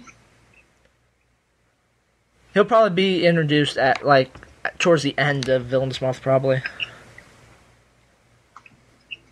As like a resistance to Justice League. Yeah. I mean, the Watchtower is going as well. Which probably could contribute to 50 million people dying. Well, I mean, that already happened, though. Not yet. I don't think that doesn't happen till next month. Because with the parrot, that's why he said 50 million people are going to die, foreshadowing the Trinity War. Because that's basically what Constantine issue 4 was, Constantine going out, finding he really has no friends. He can't really take a day off. But then coming back and having the parrot go, the world is about to change. And then, when did Zatanna be able to do divination? I thought that was a Zatanna thing. Yeah. That's what I thought too. But no, she has there with the crystal ball, with the heroes fighting, and Constantine making a deal with Lex. Which it really makes sense, in a way. In a sick and twisted way. I understand why they would go that route. Constantine is probably going to be at the end of his rope. And he needs someone who knows how to deal with superheroes. Yeah. And again, with that room in the House of Mysteries, he has a decent amount of information on how to deal with people. I mean, and that's why whenever in the last issue of JLD, the Constantine blood clones were able to stop Flash for at least a little bit because of that research. Yeah. The one thing I hope is we see a more unified Justice League. After, yeah. Like the three teams actually coming together and saying, this is Justice League Dark. We call them in, we need magic. This is JLA. They do stuff in America. And this is Justice League, the Big Seven. When the world is coming in, we call them. Yeah. Because, I mean, you would, with villains taking over and 50 million people dying, the Trinity of Sin, you would hope that there will be some need of unification after everything's done and over. Again, we can't let this happen again. The one thing, though, is this week's episode of the upcoming Justice League this week is going to be all about Shazam. Yeah. And I think Shazam is going to be in Constantine, because I think Constantine's going to try to do something with him. I think Constantine is going to get him on Justice League, That makes and he sense. might be the betrayal. Yeah, especially since with the Wizarding Council and all that, and I mean, Phantom Stranger, and Billy is probably looking at it like, this guy knows a lot about magic, and he can teach me how to use my powers. yeah. And Constantine is looking at somebody. I have somebody who can kill Superman. Yeah. I think it's going to be in Constantine issue 6, where the description is he's on the verge of death. In the cover, he's surrounded by ghosts or dead souls or whatever. And then he says he's fighting for his life against his old protege. When did he get a protege? Who is the protege? See, I only think of Nick Necro. But Nick But he- Necro was the master, in a way. Yeah, he was the mentor. He was the mentor. And And Zatanna is on the same field as Constantine. And before the latest issue, I kind of thought Papa Midnight would end up being his protege. Say that again? I thought it might have been Papa Midnight. No, because Papa Midnight's a totally different magical set. And I think Yeah. Papa Midnight's older than Constantine is. So, I mean, who does that leave? Unless they bring in somebody new. Yeah, I can see that. Because, I mean, we pretty much know all the magic characters at this point pretty well. Yeah, they had somebody in Vampire who might be it. So it might... Go ahead. I think it could be a good thing that they bring in somebody new. Somebody who could possibly go up against Constantine. Is Zatara still alive? No, I don't think. No, because in Justice League Dark, the reason he got Zatanna to go into the Black Room was because he said, "Oh, they have your father's hat and stuff." So I think he is dead, and the only people who are still alive is Mr. E and Sargon the Sorcerer's daughter. Okay. Because I was thinking, like, the Cold Flame is still going. We really don't have a leader, so I was kind of thinking it might be Zatara. Yeah, I was thought, like, Zatara, it's implied that Zatara helped create the Cold Flame. Because Yeah, they said it was the 4 magicians created the Cold Flame. yeah. And that's different from what Zatara used to be. Well, they said that these all were good guys. At one point, yeah. They just got corrupted by dark magic. Yeah. And going back to the first issue with Constantine saying that there's always a price, with Zatanna not being able to enjoy music and Constantine not being able to really go back to London. They're not being able to That's why they're enjoy... trying to kill him. Yeah. Well, with all the prices one could pay, not being able to enjoy music, that's not the worst thing that could happen compared to what some of the other prices depends, have though. been We really paid. don't know a lot of her backstories. Yeah. Which, again, that's She why... could have been a musician or something. It'll be one thing to her not to be able to perform magic. Not actually do magic, but be on that stage presence. But... that's why I still say Zatanna needs her own book. Yeah, Even... what was the old... You can do, like, have flashbacks with her father and all that, but then having present day with her trying to find her father's stuff and Constantine and doing all kinds of stuff. You know, the one thing I'm most excited about for Villains Month, though? A lot of solicitations are saying that not everybody agrees with society. That not everybody agrees with the society? Yeah. Like, the members of it, or...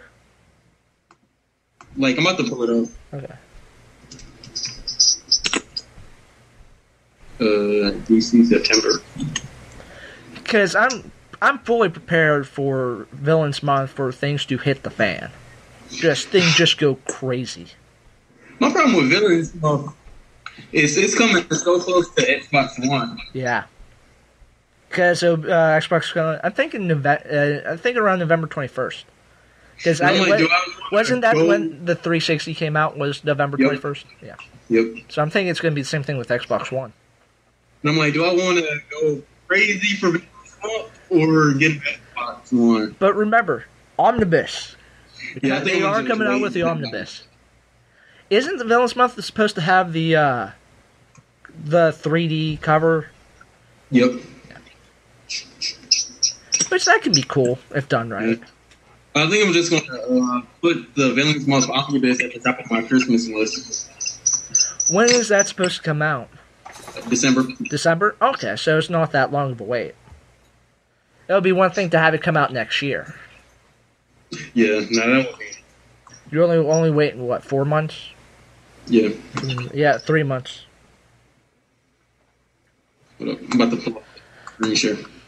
These are the selections. We can go over and talk about it. I'm about to pull up. Yeah, okay, yeah, Darkseid would be interesting with Justice League. See, maybe there could be a thing with Vibe in that. Yeah, and it's like Forever Evil #1. Yeah. The villains inherit the Earth. Yeah. I think Forever Evil would be going to be really good, especially with only having 7 issues for that miniseries. I love the Justice League is dead and the villain shall inherit the Earth. That's a cool line. Yeah, this Darkseid one is pretty interesting. Yeah, The Trickster. That Darkseid looks more like old school Darkseid. Yeah, he does. Lobo. Dial E. That's interesting. Yeah, I like this look for this. I'm surprised they have that in a Justice League book.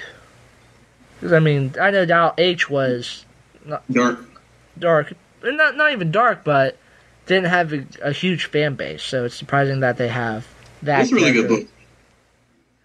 Secret Society. I'm looking forward to it. Yeah. I'm about to look at the cover. It reminds me of the Pandora cover. It does. Though I'm really curious who the guy in the top hat is. He looks like Alfred. In a way, yeah. I would not be surprised if you're right. You have Deadshot for Justice League of America. That's interesting. Yeah, I think he's getting paid. Well, that's why I think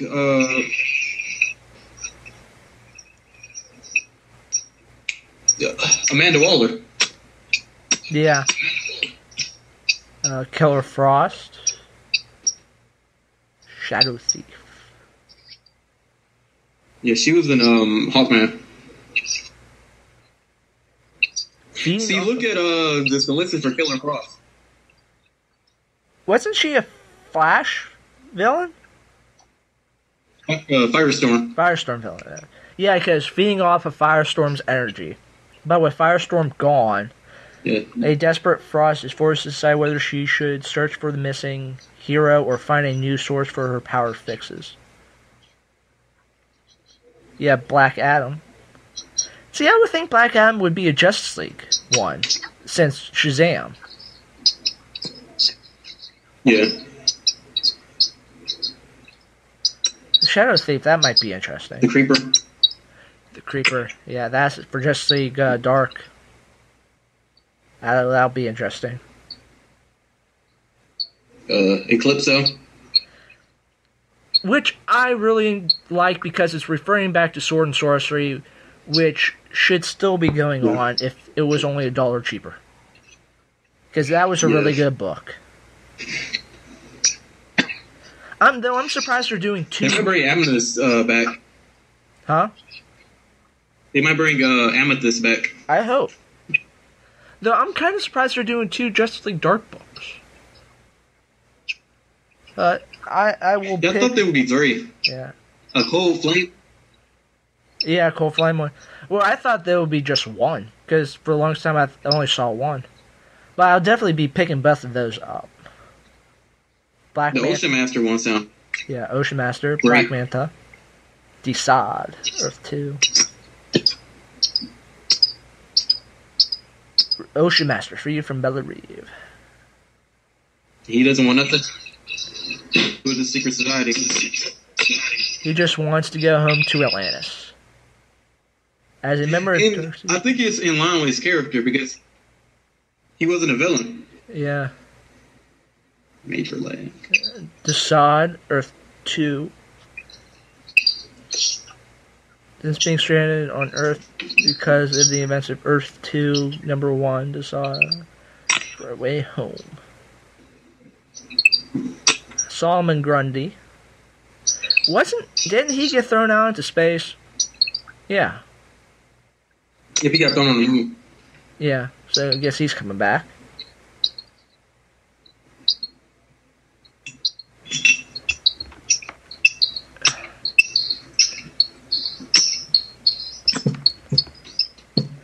Earth 2, it's going to be weird whenever Earth 2 finally changes its writers. I have faith. Yeah, I hope. Tom Taylor is being pretty good on Justice. Yeah. Groot, Reverse Flash, and the Rogues. I'm looking forward to the Rogues. The Rogues have their rules and ways of doing business. So what do they think of the Secret Society's claim that the Justice League is dead? And that the world's villains need to die? That'll be interesting. Count Vertigo. Green Arrow. The Cheetah. Firstborn, Wonder Woman, that'll be interesting.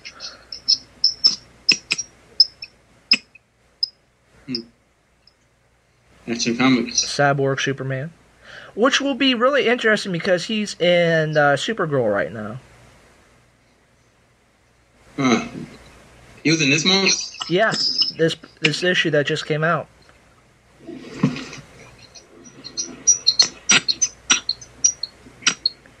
I mean, the official reveal isn't until the end of the book, but you hear him talking all throughout. But the official reveal isn't until like the last page. But you kind of know it's him. Huh? Is he a new character? Cyborg Superman? Yeah. It just kind of said, "Oh, look who it is," and then it ends. So you really really don't know his backstory. General Zod. It's all Lex Luthor, which that would be good. And it's written by the writer of Superman Wonder Woman. That should be good. And Metallo. I think about all the issues written by Charlie. By who? I really enjoyed it. Superman Action Comics. Yeah. And Action Comics Annual is probably one of my favorite single issues of all time now. Yeah. Bizarro is going to be interesting.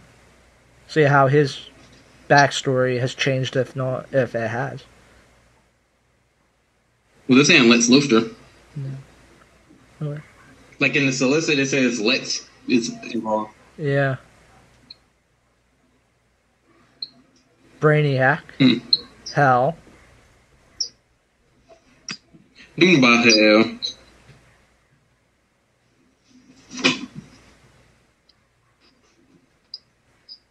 Parasite.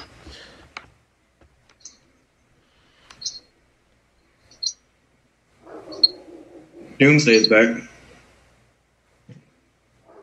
The Joker. Yeah, Doomsday would be good. The Joker. Finally. I think it's going to be a prequel, though. Yeah, but wait. But what led him on this devious path of treachery? Yeah, it could be prequel. The Riddler. I think the Riddler, next to the Joker, might be my favorite Batman villain. I'll say Mr. Freeze. But I don't know. The Governor kind of could really. It made me have mixed feelings on Mr. Freeze, but I love 1960s Riddler. for the Batman show. Nice to see you, Batman. I must Chill out. There's so many cheesy lines. The Penguin. Yeah, that'd be good. And the Riddler is being written by Scott Snyder and Ray Fawkes. Ooh, that's interesting. I mean, Fawkes has been really stepping up with Justice League Dark and Constantine. Yeah. So. And with Scott Snyder, yeah.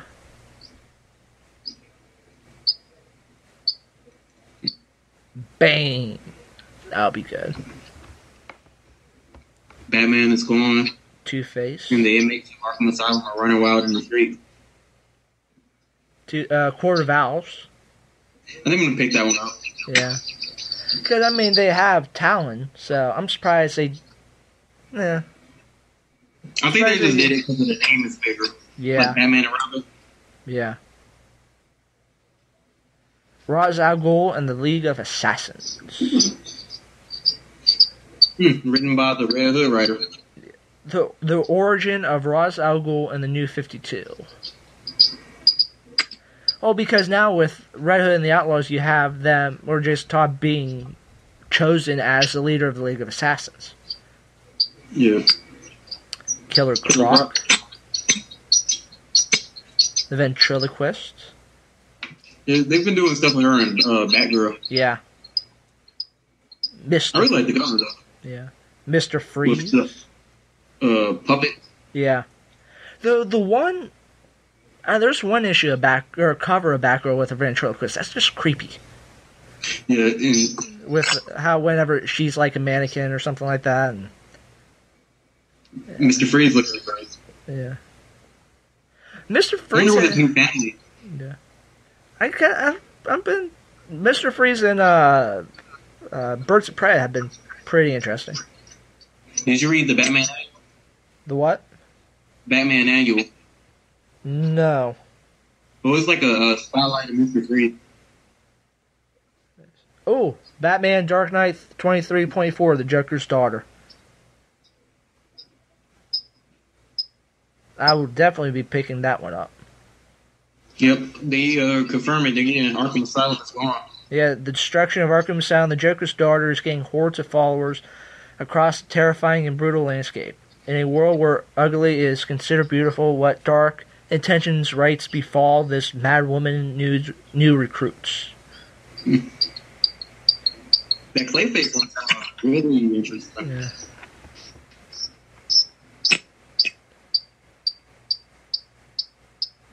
I mean, John Layman's doing really good work on Detective so far.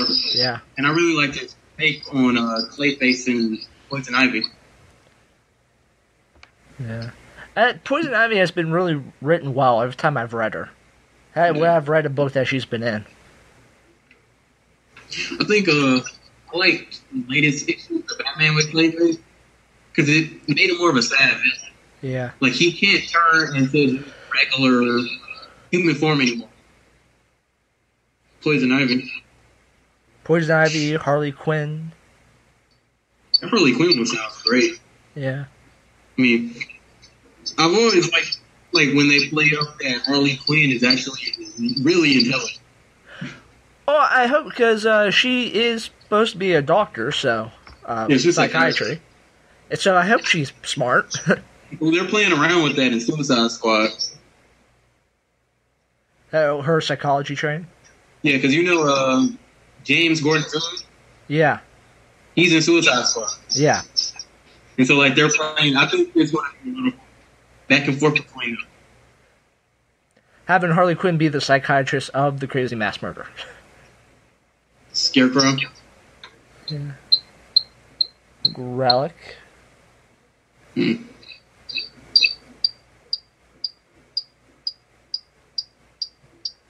wants to kill every wielder of light. But but the Guardians just try to do that and the rest of the universe. Well, they probably had different intentions. The Guardians did because they didn't think the system was working. Yeah. And the Guardians wanted to destroy the whole universe. Yeah. Really just wanted to destroy all the corpse. Mongo.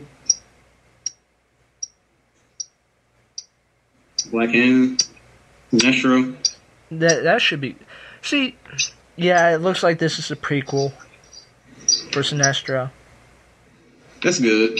Yeah. They shouldn't be using them so close after Tony. Yeah.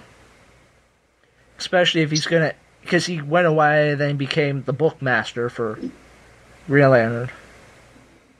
The Marvel one sounds really good.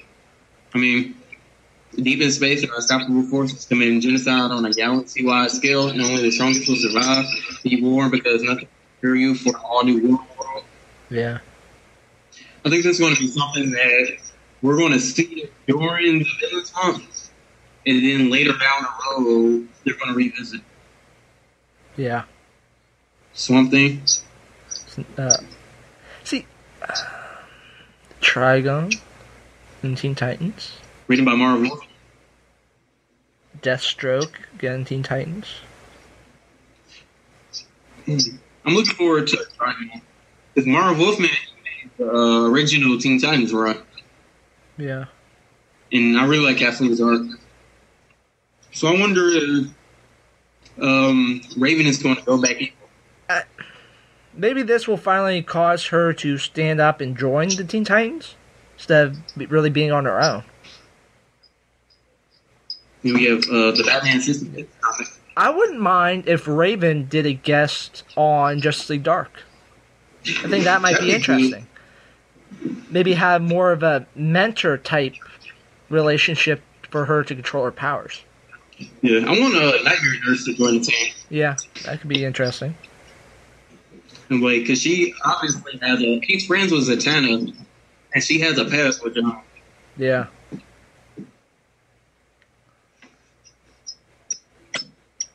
Batman, Adventures of Superman, Arrow, DC Universe versus Masters of the Universe.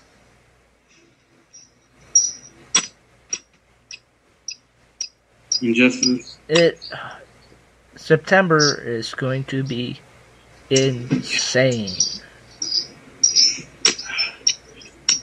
You can only get more intense from there. Huh? You can only get more intense from there. Yeah. Looks like we're now getting the hardcovers and trades. And... Yeah. Hell of hardcovers.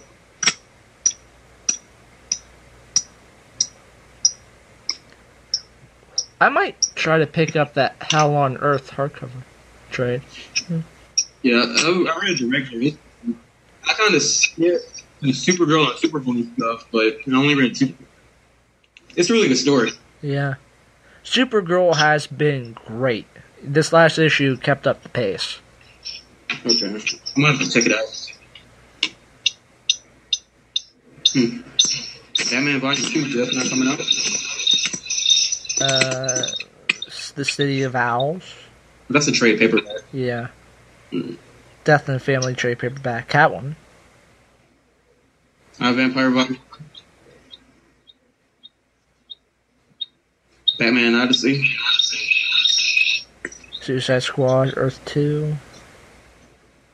Injustice hardcover.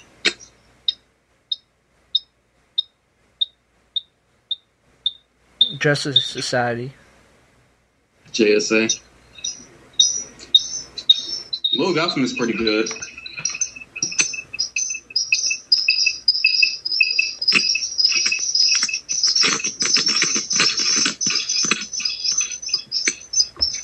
But I'm looking forward to September.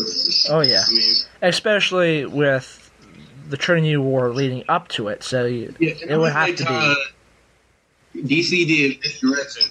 We thought Trinity War was going to be the big event. And it turns out Trinity War is just the lead-in. Yeah, to villain. It's going to be, again, it's going to be incredible. I think I'm going to call it a night. Okay. I have been recording for 3 hours and 47 minutes myself. So. All right, you want to post it on YouTube? I'm going to see how, you've been recording it on YouTube? Oh, Yeah. I've been doing it on Audacity. Okay. So I'm going to see how this is.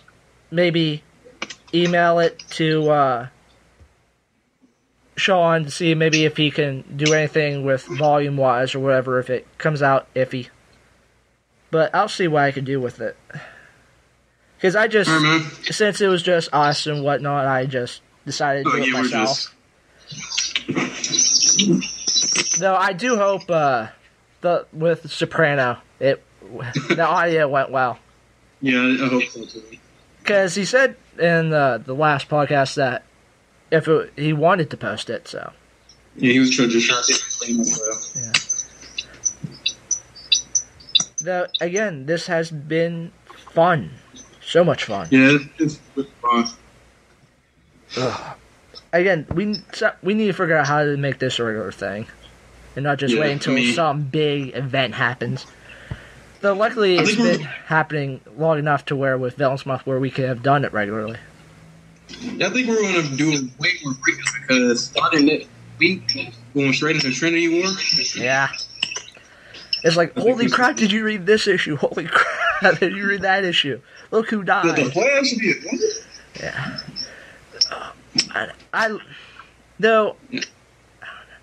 I can't wait until the boards kind of settle down for Man of Steel because I haven't seen it yet. I want to talk about other stuff. It's like everybody's a flutter, like Man of Steel. Yeah, but that though, I know it's only happened twice, but that one, the two posts with about the spam annoy the heck out of me. Yeah, with I don't think they get deleted. Himida Jerome, though I like Mike Thomas's comment underneath it. But what did it think about Zod getting killed?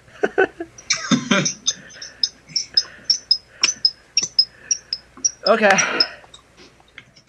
Good night. All right. Good night, man.